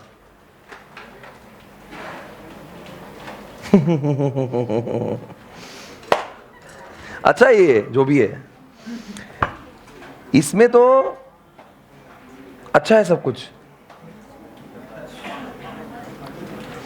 इसमें एक चीज है जो हमें WACC नहीं करना, उसको बोलते हैं weighted average cost of capital. और ये WACC कब आता है मालूम क्या? जब हम लोग कॉस्ट ऑफ कैपिटल पढ़ते हैं, चैप्टर है कॉस्ट ऑफ कैपिटल नाम का ही, तो रोमन 2 नहीं पढ़ेंगे, उसके अलावा सब कुछ पढ़ेंगे। Can I proceed? The net cell कितना है बच्चों? 30 करोड़ का सेल हुआ है। अच्छी बात है। EBIT of the company as the percentage of net sale is what? कितना परसेंटेज है? 12%। अच्छी बात है।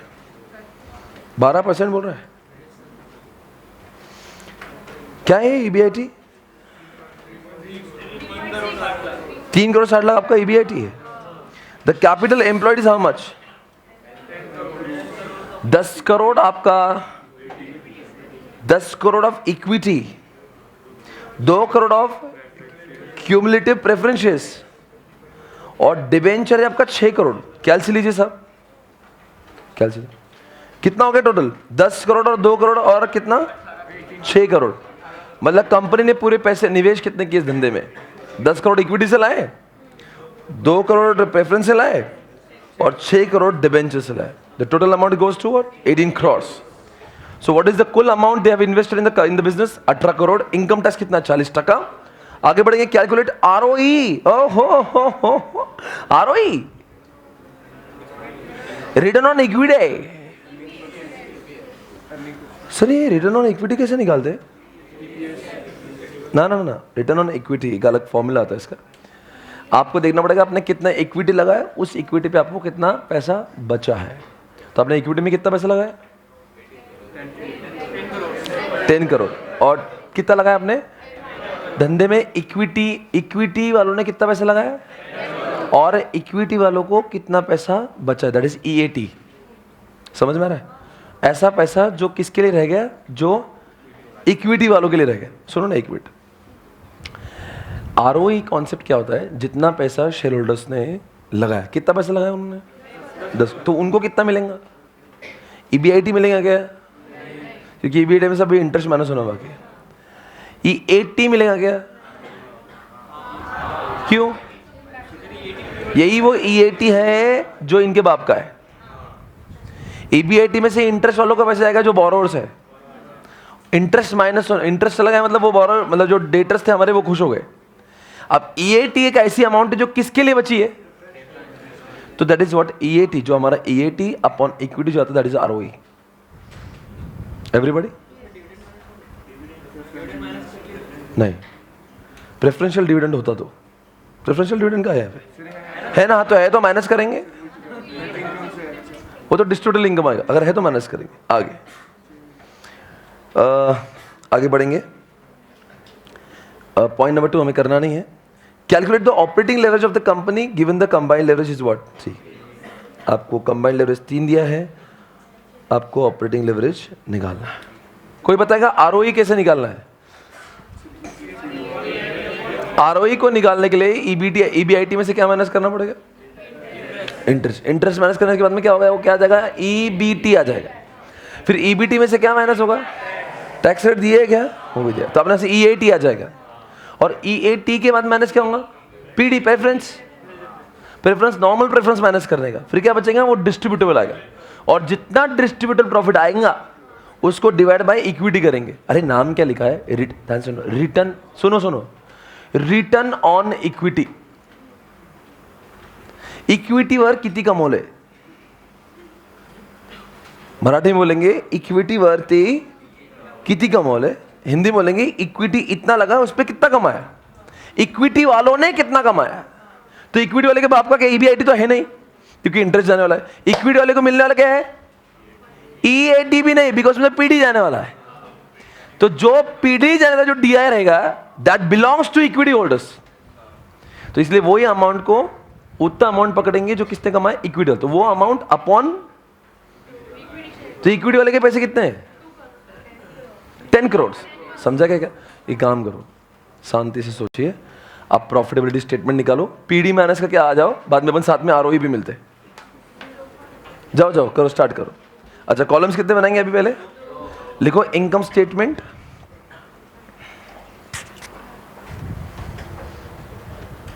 इनकम स्टेटमेंट,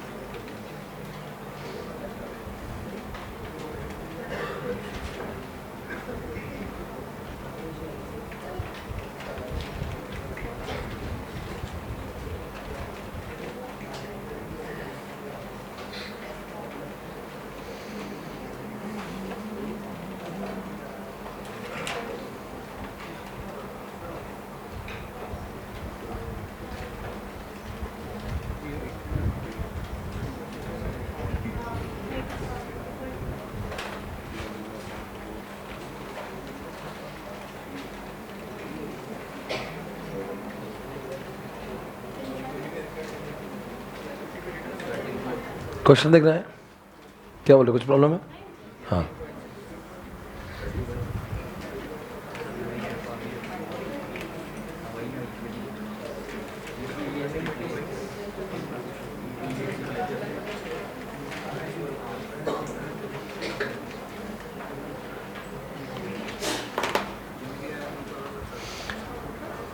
कुछ लोग आज जो इस बैच को ज्वाइन किए, हमने इसके ऊपर 4 लेक्चर्स डाले हैं, तो इसलिए इनको सारे फॉर्मूलाज और ये सब कुछ 17 प्रॉब्लम्स उन्होंने सॉल्व कर लिए। तुमको ज़्यादा आएगा, ऐसा डो नॉट फील कॉम्प्लेक्स कि आपको नहीं आ रहा है, ऐसा कुछ नहीं होगा, धीरे धीरे आएगा ना। एकदम सडनली ऐसा डोंट फील ऐसे कुछ कि नहीं आ रहा, नहीं आएगा कैसे, थोड़ा सा प्रैक्टिस करे तो आ जाएगा आपको भी। और जितने भी लेक्चर्स मैंने लेवरेज के किए हैं, मैं आपको ओपन लेक्चर्स दे दूंगा, आप आराम से देख सकते हो उसको, ठीक है ना? वैसा कुछ इसके बाद का हर चैप्टर आपके लिए तो सब साथ में ही पढ़ेंगे। ओके, क्या है पॉइंट? क्या बता रही है अभी? रिटर्न ऑन इक्विटी एक बार चेक करके बताऊं मैं कितना हो रहा है। आप सॉल्व नहीं कर रहे, सॉल्व करके आ गए कितना पॉइंट?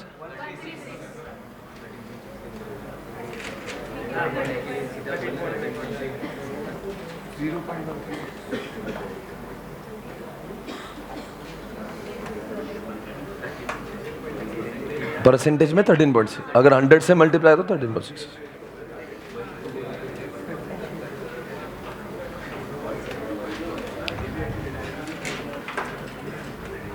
चालू करें।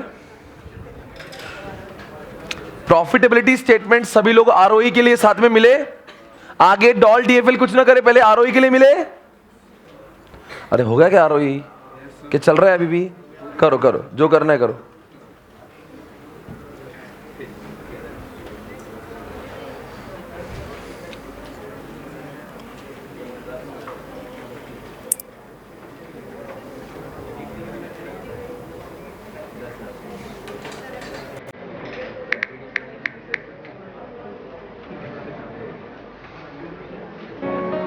I was getting the feeling that we're forgetting ourselves. It's good to come back to familiar places. तुम कोई सीरियल किलर तो नहीं हो ना, वो जो शहर में पुलिस वालों को मार रहा है? भूतो? तुम्हारी आंखें किसी किलर की नहीं है।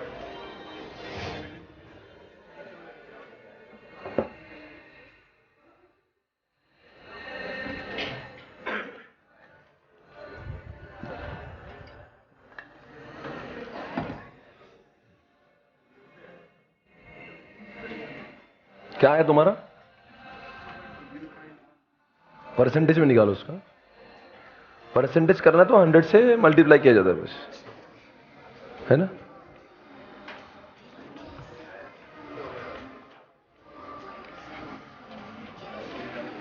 कहां तक पहुंचे आप? आरओआई निकाल लिया आपने? नहीं, वो 1.36 जो निकाला ना आपने, ये return on equity is always calculated in terms of percentage. तो आपने जो किया ना, ये क्या जो भी आ रहा है, वो जो आया था डिस्ट्रीब्यूटेबल इनकम अपॉन करना था आपको इक्विटी मल्टीप्लाइड बाय 100, तो वो आता है 13.6%। आपका जवाब सही है, परसेंटेज का फर्क है अपना।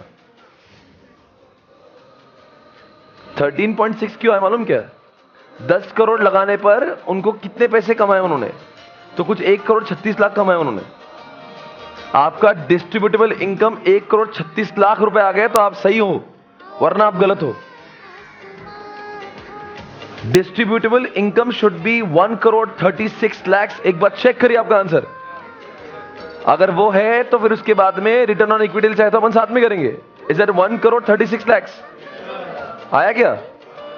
चलो साथ में करें। देखो यही क्वेश्चन, सुनो ना प्लीज, इधर देखिए मेरे बच्चों, हो गए 1 करोड़ 36 लाख है, सभी का आगे आऊंगा। इधर कृपया करके देखिए, ध्यान दे, मैं कुछ खास चीज दिखाने जा रहा हूं। अभी ये आपका एफएम रॉक्स, एफएम रॉक्स का क्वेश्चन नंबर 3 आपके बुक में भी है, जो आपके जिन्होंने एफएम रॉक्स लाई है वो देख सकते हैं पेज नंबर 2.9 पर। 2.9 पेज पर एफएम रॉक्स के वॉल्यूम ए के 2.9 पेज पर इसका सॉल्यूशन भी दिया हुआ है। सर आपने इसी क्वेश्चन को चूज क्यों किया? बिकॉज ऐसा एक क्वेश्चन है काफी चीजें कवर कर रहा है, जैसे आरओई एक नई चीज है इसमें, तो ऐसी जब चीजें, कोई चीजों में, कोई क्वेश्चन में कुछ नयापन होता है ना, तो क्वेश्चन जरूर एफएम रॉक्स में रहता है, ताकि सब टाइप के प्रॉब्लम सॉल्व हो जाए। अब देखते दोस्तों, सभी लोग मुझे बताएंगे सबसे पहले ईबीआईटी कितना है अपना? अरे कोई जवाब देता क्या इस क्लास में? 3 करोड़। ये सभी का सही था। उसके बाद में आपने किसको माइनस किया? हाँ जी, और इंटरेस्ट कितना लिखा था आपने? कैल्सी, सभी लोग साथ में कैल्सी मेरे साथ में रहेंगे, फिर से एक बार देखेंगे। हाँ, 15% ऑफ कितना? 6 करोड़, तो मतलब 90 लाख रुपीस। कम ऑन यार, तो क्या करा जाए अब? वो जो था सर ईबीआईटी, उसमें से क्या करो आप, क्या करो? 90 लाख को माइनस कर दिया मैंने। तो ये ईबीआईटी मेरा सही है, इंटरेस्ट मेरा सही है, 90 लाख माइनस करिए 2 करोड़ 70 लाख। सभी लोग ईबीटी 2,70,000 है। और see, look at the format, this kind of format and the presentation is expected in the examination. आप फॉर्मेट देखिए, जानबूझ के नोटबुक जैसा लिया है ताकि आपको ऐसा फील हो आपकी खुद की नोटबुक है। बराबर है, 2 करोड़ 70 लाख। अभी 40% टैक्स है तो माइनस कर देंगे 2 crore 70, 1 crore 8 lakh, and the answer is what? 1 crore 62 lakh. Everyone come on, कोई शक सवाल इसमें? तो बताओ प्रेफरेंशियल डिविडेंड कितना है हमारा? यहां पे आपको दिख रहा होगा 2 करोड़ हमने लिए हैं और 13% से लिए हैं, तो 2 करोड़ को 13% कर दो तो 26 लाख रुपए आएंगे। सो ये रहा 26 लाख आपके सामने माइनस किया हुआ। तो 1 करोड़ 62 लाख जो बचा हुआ है, उसमें से 26 लाख माइनस किया, तो आंसर इज 136। अब ये अभी सुन लेना, इसको ही मैं कहता हूं डीआई, डिस्ट्रीब्यूटेबल इनकम। ये वो पैसा है जो इक्विटी के बाप का है। बताओ मैं इसको क्यों नहीं कहता हूं 162? क्योंकि 162 में से अभी भी प्रेफरेंस माइनस होगा देवी और सज्जनों। I can not take 162 because वो पीडी भी आता है उसमें, तो पीडी माइनस करने के बाद ही जो बचेगा वही इक्विटी का होगा। इसलिए फॉर्मूला के अंदर मैंने 136 किसके लिए बचा हुआ है? अरे बोलो किसके लिए बचा हुआ है? तो कैल्सी पे लेंगे, कैल्सी पे सभी लोग लेंगे 1 करोड़ 36 लाख। पूरा लिखो 1 करोड़ 36 लाख। एक जीरो ज्यादा हो गया मुझसे। हाँ जी, 1 करोड़ 36 लाख मेरे पास में है। कितने पैसे पे 1 करोड़ 30? कितना पैसा कमाया? कितना पैसा कमाया? 1 करोड़ 36 लाख। किसने कमाया? इक्विटी वालों ने। पर इक्विटी के पैसे कितने अपने क्वेश्चन में? कहां है? देखो यहां है, 10 करोड़ इक्विटी वालों का है। बराबर है, इसीलिए क्वेश्चन में यहां पे 10 करोड़ लिखा गया। और लिखा, अब देखना 10 करोड़ लिखा है। अब मैं कैल्सी पे 1 करोड़ 36 लाख को 10 करोड़ से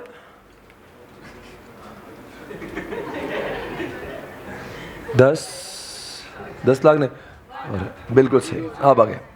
अब दिस इज व्हाट, अगर मैं इसी चीज को मल्टीप्लाइड बाय 100 कर दूं तो परसेंटेज की फॉर्म में 1 करोड़ 36 लाख अपॉन 10 करोड़ कर दूं मैं, तो कितना था वो? 0.136। उसको 100 से मल्टीप्लाई करो, क्योंकि आई वांट इन परसेंटेज कि इक्विटी वालों ने 100 रुपए लगाए तो कितने परसेंटेज कमाई। ये रहा आपके सामने, ध्यान से देखिए। ये आरओई है, रेसिडुअल मतलब DI upon total equity. 1 crore 36 lakh कमाए 10 करोड़ के ऊपर, मतलब कमाए 13.6%। इसको समझ में आ रहा है? समझा? 13.6%। कितने लोग आंसर आए थे? सभी लोग आंसर थे। एक चीज है जो आज तक मैंने नहीं बताई, पर अभी एग्जामिनेशन में आपको वो भी आ सकता है, इसलिए क्वेश्चन में पूछी नहीं है, लगे हाथ बताना चाहता हूं।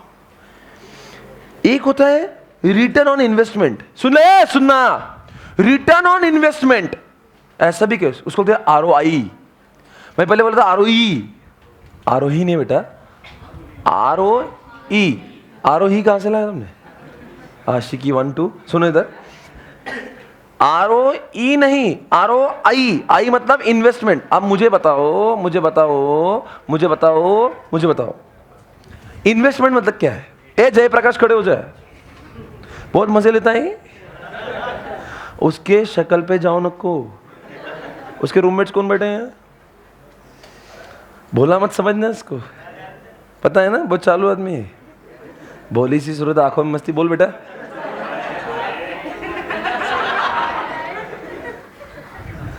मिस्टर जेपी, देख कितना इन्वेस्टमेंट किया इस कंपनी ने? मैं क्वेश्चन आपके सामने ले आता हूं। आपके ऑप्शन है 10 करोड़, 2 करोड़, 16 करोड़ या 18 करोड़। 18। जेपी कह रहा है कि कंपनी ने 18 करोड़ का इन्वेस्टमेंट किया। क्या जेपी सही कह रहा है? क्योंकि कंपनी ने 10 करोड़ का इक्विटी लगाया, 2 करोड़ और 6 करोड़ का डेट उठाया। मतलब कंपनी का आरओआई का जो आई है वो 18 करोड़ का है। रिटर्न ऑन इन्वेस्टमेंट 18 करोड़ पे कितना पाया? शब्दों को आरओआई के नाम में रिटर्न ऑन इन्वेस्टमेंट, बताओ इतने इन्वेस्टमेंट पर कितना रिटर्न आया? लगाया कितना? 18। पाया कितना? कौन जवाब देगा? अगर सही जवाब देंगे तो आप मेरी नजर में उठ जाएंगे। 18 करोड़ को इन्होंने लिखा है 3 करोड़ 60 लाख।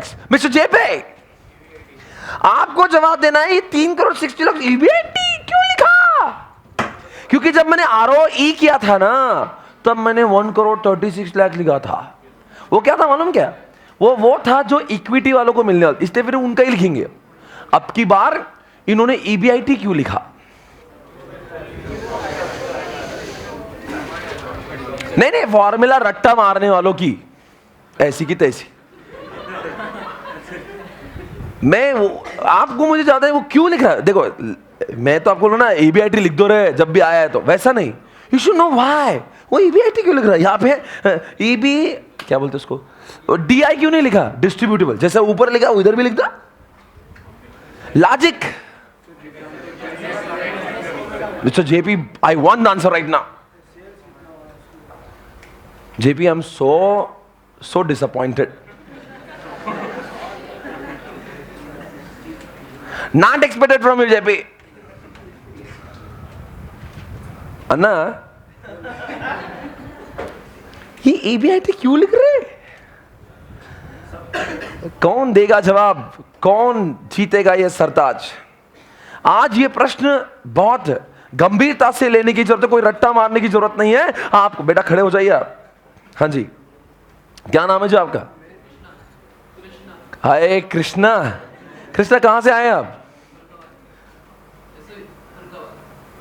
तुर्काबाद, राइट? फरुका वो यूपी वाला जो, वही ना, ये सब साथ में 3 लोग आए थे। ये फरुखाबाद यूपी से हमारे बीच में इस समय उपस्थित। बेटा बहुत बहुत स्वागत है आपका इस शो में। प्लीज आप जवाब दीजिए, ईबीआईटी क्यों लिया जा रहा है यहाँ पे? सुन ले, सुन क्या बोल रहा है, देख उसकी आंखों में सपने लेके आया इतने दूर से वो।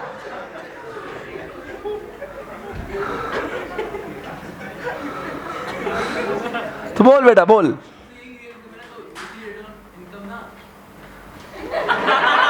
नहीं पूरा कर क्या बेटा, तेरी बहुत इज्जत बढ़ाई मैंने, वरना ये मेरी बजाएगा के बोला था।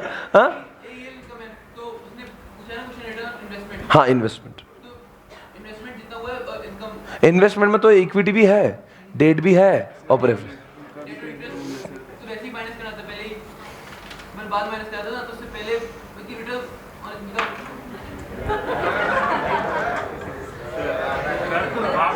कितने सपने देखे थे तेरे ऊपर।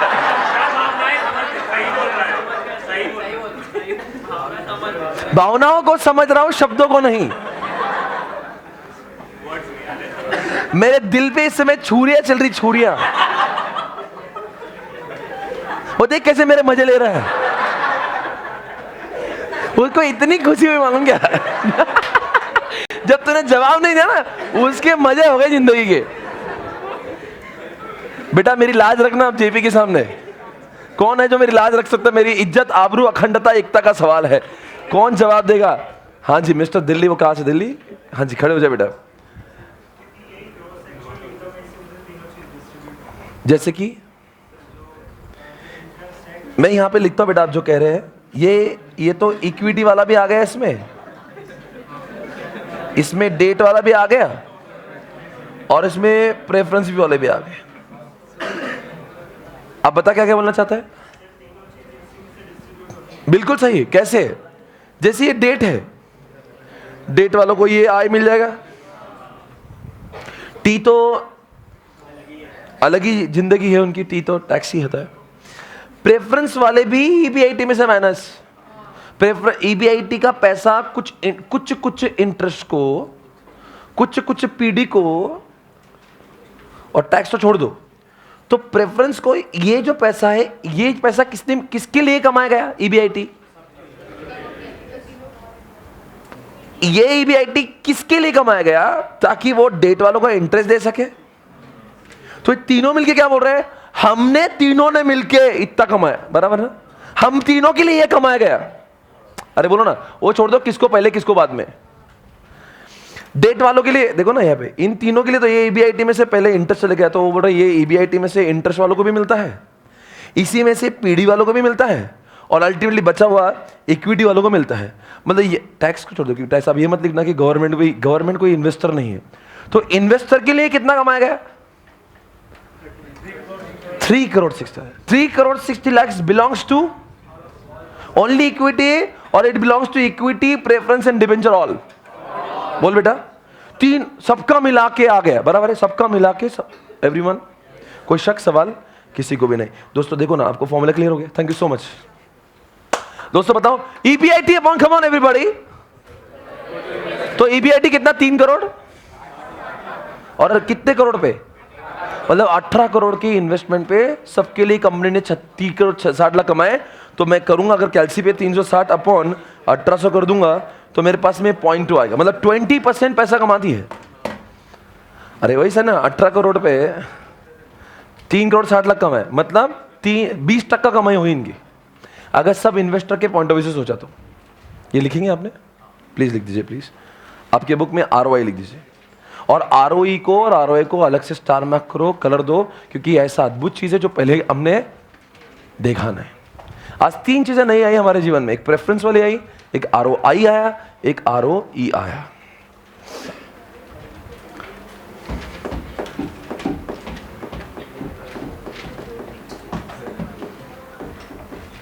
आपने DFL निकाला? 1 मिनट, इससे भी अच्छा 1 मिनट रुकना। कैलसी पे कर सकते हैं हम लोग। कहां पे हम लोग बताओ? सबसे सिंपल बताओ बच्चों, क्या है हमारे पास में? अरे हमारे पास में है क्या? देखो अपने पास में क्या बोल रहा है वो? कंबाइंड लिवरेज कितना बोल रहा है? अरे बोल दो भाई। तो क्या मल्टीप्लाइड बाय क्या होता है? 3। तो क्या मैं लिख सकता हूं DOL multiplied by DFL is equal to DCL? DCL कितना है मेरा? डॉल मुझे मालूम नहीं, डॉल को डॉल लिखूं और DFL को DFL लिख रहा हूं, पर DFL निकालना कैलसी पे है। बताओ बच्चों, कैलसी ले ले हाथ में, DFL कितना है? सबसे सिंपल है, इतना भी कॉल्कुलेशन की जरूरत नहीं, वो करने की जरूरत नहीं इतना बस। तो बताओ बच्चों क्या करेंगे? EBIT upon EBT। EBIT कितना है? 360 अपॉन कितना करूं मैं? ये प्रेफरेंस वाला है क्या? हाँ वो भी कर लेंगे 2 मिनट। ये EBIT अपॉन EBT है, चलो ठीक है वैसा करेंगे। देखो यहाँ पे EBIT अपना 360 है, 270 अपना EBT है, और अपना बताओ आज ही हमने एक लर्न किया प्रेफरेंशियल रहा तो EBT के साथ ऊपर का EBIT होता है, और ये EBT को हम लोग कैसा लिखते हैं मालूम है ना? EBIT upon EBIT minus interest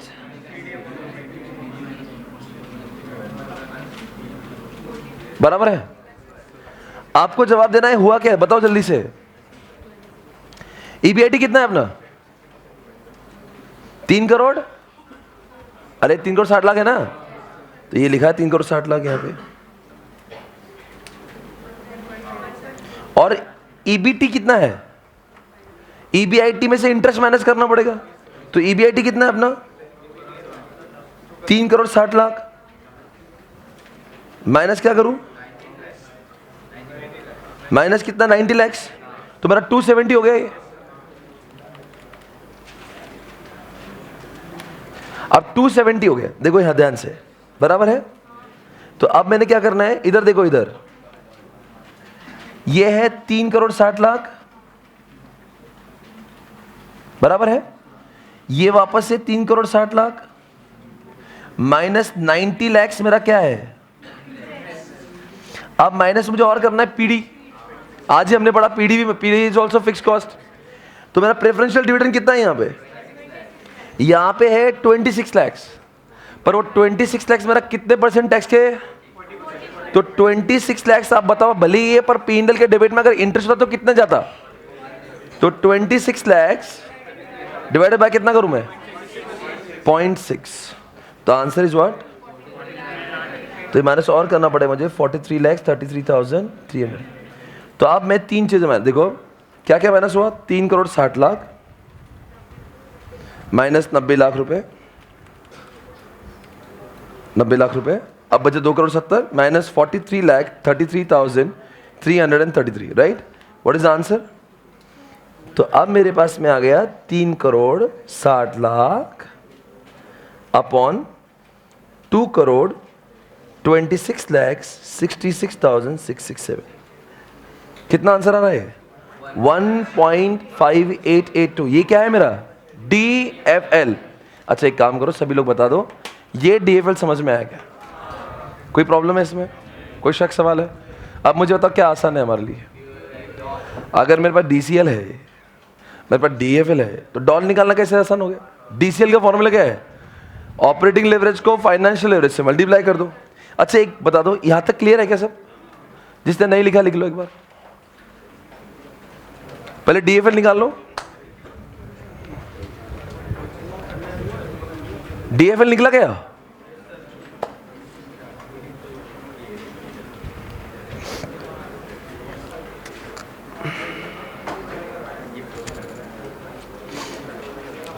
अरे बच्चों DFL मिला क्या? तो लिखो अब नीचे, लिखो नेक्स्ट वर्किंग। ये कौन सी वर्किंग नोट नंबर थी? 1 2 क्या दिया था आपने इसको? ये कौन सी वर्किंग नोट नंबर थी? जो भी नंबर थी, अब अगला नंबर लिखो। लिखो next working note, calculation of, लिखो कैलकुलेशन ऑफ डॉल। अगली वर्किंग नोट लिखो कैलकुलेशन ऑफ डॉल। डॉल अब लिखो वहां पे, प्लीज डोंट टॉक। अब लिखो, अरे डोंट टॉक भाई, लिखना है आपको। लिखो DCL is equal to, DCL का लॉन्ग फॉर्म क्या है? Combined leverage. तो DCL is equal to DOL multiplied by DFL। DOL multiplied by DFL। लिखो DCL कितना है अपना? अरे बोल दो भाई। तो अपना DCL कितना है? 3। ये आपने लिखा है यहां पे। अब बताएंगे दोस्तों डॉल कितना निकला अपना? मालूम नहीं है। डॉल को डॉल जैसा लिख दो, और DFL हमने अभी निकाला 1.5882। Can you please tell me what is DOL? ये 1.582 उधर जाके डिवाइड हो जाएगा 1. हाँ 889 जो भी। ये आपका डॉल आ गया। क्वेश्चन में यही पूछा था। इस क्वेश्चन में आपने कुछ चीजें विशेष समझी, जिनका नाम है ROE, ROI। प्लीज अंडरलाइन कर दो, वापस स्टार मार्क कर दो और लिख दो वेरी इंपॉर्टेंट, ROI, ROE। ये जो निकालना था it was not very important, because already अगर आपका इसमें DCL था, DFL आपने निकाला, यू आर गेटिंग डॉल। ये कुछ अलग नहीं है। मुझे एक सवाल पूछना है आपसे, एक मिनट। सभी लोग यहां पे मेरे साथ में प्लीज कॉन्सेंट्रेट करेगा। आपकी कुछ डाउट है मुझे पूछो बाद में। इस क्वेश्चन के बाद में अगर मैं आपको एक क्वेश्चन दूं, तो आप सॉल्व करेंगे? बस 5 मिनट का समय होगा, फिर हमारी क्लास खत्म होगी। वो ऐसा क्वेश्चन होगा जो ICAI ने पूछा है मई 18 में।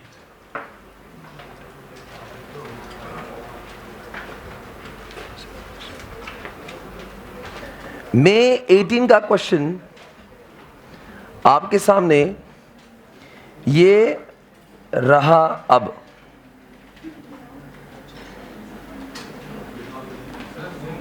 हाँ जी दिखा रहा हूं, 1 मिनट रुकिए।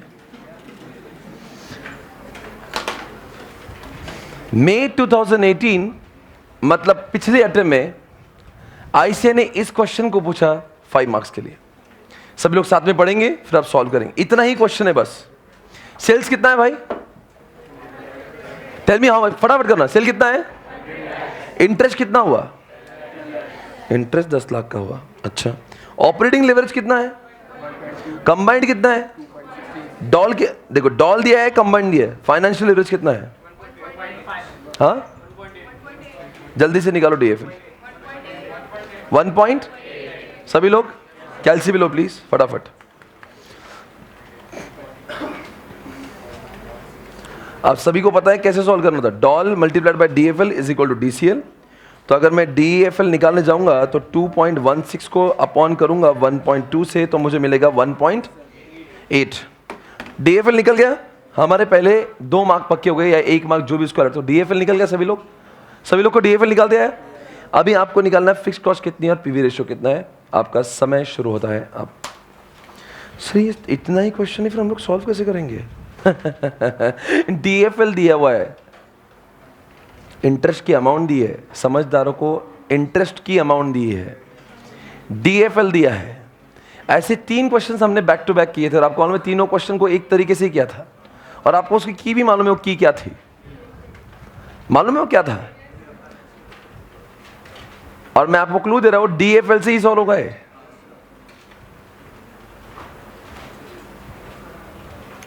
मई 2018 का क्वेश्चन पेपर है ये। आईसीए का बेंचमार्क क्वेश्चन है। इसी टाइप के क्वेश्चन आईसीए पूछती है।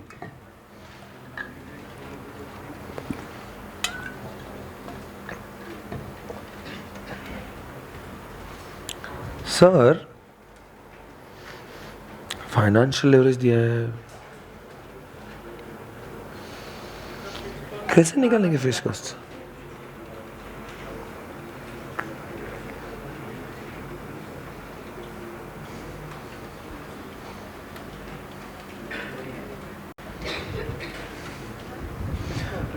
समझ गया कैसे करना है?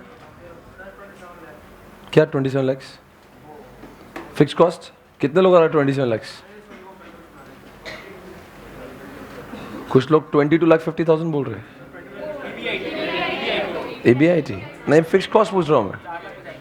4,50,000 फिक्स कॉस्ट। क्या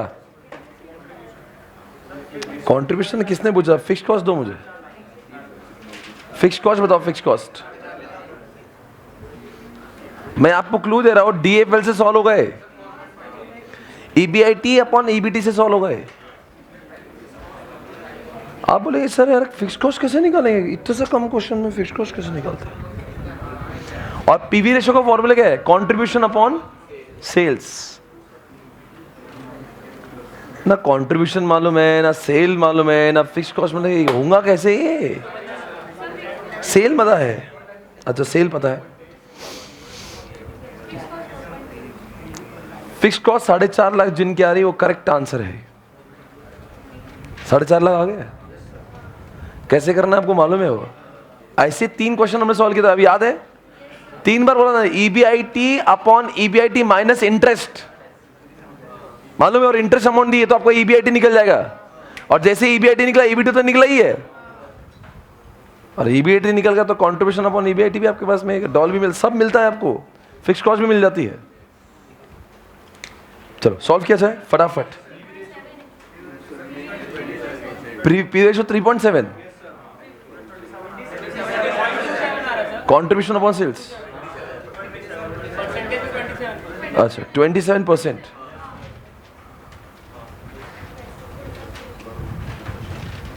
करें सॉल्व सब लोग साथ में? चल अरे अपन ने किए ये सेम चीज। चलो बोलो सबसे पहले कहां से खोले? डीएफएल चालू करें। DFL is equal to DOL multiplied by, क्या कर रहा हूं, DCL is equal to DOL multiplied by DFL. ये है हमारी वर्किंग नोट नंबर 1। बताएंगे दोस्तों क्वेश्चन में क्या दिया हुआ है? हमारा ऑपरेटिंग लेवरेज कितना दिया है? ऑपरेटिंग लिवरेज दिया है 1.2, DFL मुझे मालूम नहीं है. What is DCL? 2.16. What is DFL? 2.16 upon 1.2. Answer is 1.8. क्या ये मेरा DFL सबका सही मारा है? कितने लोगों का DFL 1.8 अपने बुक में भी आ चुका है? सभी सही है. वर्किंग नोट नंबर 2 ये रहा आपके सामने. अब मैं DFL का इस्तेमाल करूंगा और DFL का फॉर्मूला आप मुझे बताएंगे. क्या अपॉन क्या होगा? EBIT upon EBT. बताएंगे कोई क्लू कैसे करेंगे? अरे बताओ ना जितने लोगों को है. सर एक काम करो, EBIT को EBIT लिखो और EBIT माइनस को इंटरेस्ट लिख दो. DFL कितना है? 1.8 है. EBIT रखूंगा मैं और इधर भी EBIT. बताएंगे क्वेश्चन में इंटरेस्ट दिया हुआ है, कितना इंटरेस्ट है? यहां पे इंटरेस्ट आपका 10 लाख रुपए दिया हुआ है. तो मुझे बताओ मैं क्या करूंगा? 10 लाख रुपए यहां पे माइनस कर दूंगा.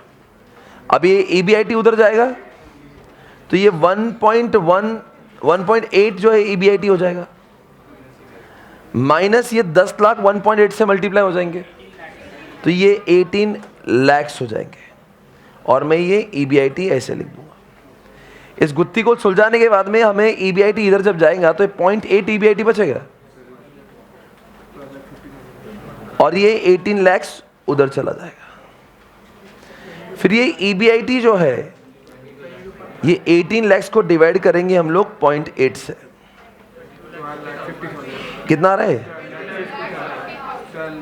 12,50,000. क्या बोल रहे तू? 22 लाख. EBIT कितने लोग का 22,50,000 आ रहा है? समझ गए? आपको समझोगा जो क्वेश्चन हम लोग ने क्लास में किए थे उसी के आधार पर मैं 18 को पूछा गया. अब बताएंगे दोस्तों EBIT ये है तो आपके हिसाब से EBT कितना आएगा? सर EBIT में से माइनस इंटरेस्ट कर दो तो इंटरेस्ट की अमाउंट 10 लाख है, अभी हमने देखी. तो आंसर इज व्हाट? 12,50,000. EBIT मेरे पास है, EBT मेरे पास है, सेल्स मुझे दिया हुआ है. क्या मैं फिक्स कॉस्ट और सब कुछ निकाल सकता हूं? अब बताएंगे दोस्तों मेरे पास में क्या क्या मौजूद है. क्या मेरे पास सेल्स है? क्या मेरे पास वेरिएबल कॉस्ट है? क्या मेरे पास कंट्रीब्यूशन है? नहीं. क्या मेरे पास में, अब बोलो ना क्या लिखना है मुझे? तो क्या EBIT निकालना है मुझे? क्या मेरे पास में इंटरेस्ट है? हाँ है. क्या मेरे पास में EBT है? चलो बताएंगे. सेल्स कितना है? क्वेश्चन के मुताबिक सेल्स कितना हुआ? 100 लाख. श्योर? यहां पे मैं लिख दूं 100 लाख बराबर है. वेरिएबल कॉस्ट मालूम, कंट्रीब्यूशन मालूम, फिक्स्ड कॉस्ट मालूम. क्या मालूम है? कितना EBIT? 50,000. इंटरेस्ट कितना? और ये कितना है? और ये भी 100 लाख लिख देता हूं मैं. कैसे जाएंगे ऊपर? किससे?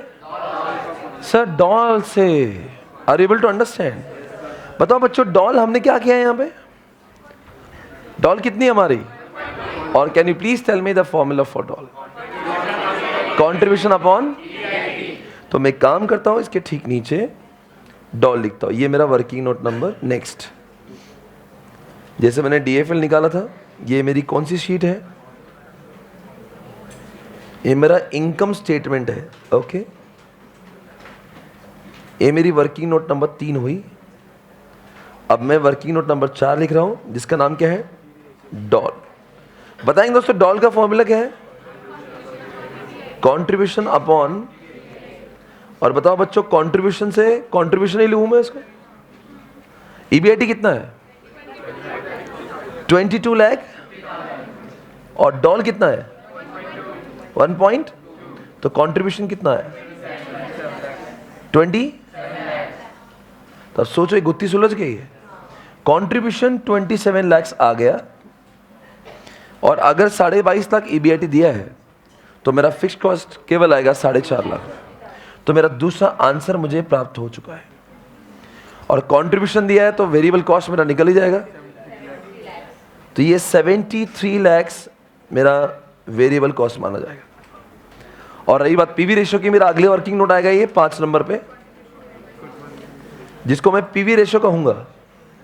बोलो साहब, पीवी रेशियो का फॉर्मूला क्या है? कंट्रीब्यूशन अपॉन, अब साहब दोनों भी चीजें मुझे मालूम है। कंट्रीब्यूशन 27 लाख मुझे मालूम है, और सेल्स कितना है? 1 करोड़।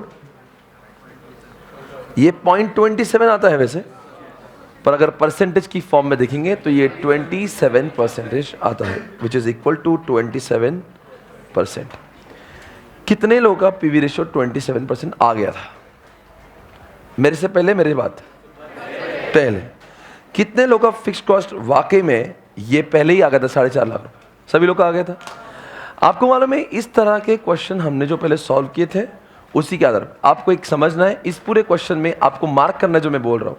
आपके आंसर जहां पे लिखे, वहां पे आपने लिखा मे 18, लिखो ना पे क्वेश्चन में 18 लिखा आपने। कितने मार्क के लिया था? कहां से चाबी खुलती है इसकी? इस पूरे का गेम चेंजर है डीएफएल। जरूर जाइए डीएफएल के पास में, डीएफएल को बिल्कुल हाईलाइट कर दीजिए वहां पे। डीएफएल, अगर डीएफएल आपको पता है तो सारी चीजें अपने आप खुल जाती है।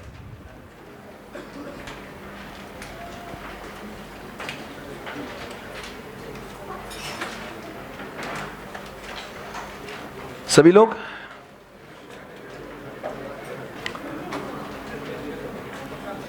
Done guys? आज हमने जो लेवल के क्वेश्चन देखे, ये एडवांस लेवल के क्वेश्चन थे। समझ में आ गया? आपने देखो कुछ अलग अलग आ रहा है। कल और 2 एडवांस लेवल के क्वेश्चन आएंगे, पर आईसीआई का जो क्वेश्चन पूछने का तरीका जो है, मे 18 में आपने देख लिया, वो उसी टाइप के क्वेश्चन पूछते हैं। ठीक है ना? बाकी I see you tomorrow guys. Thank you so much. कुछ डाउट है हम लोग बात कर सकते हैं कल। Thank you so much guys. Take care, bye bye.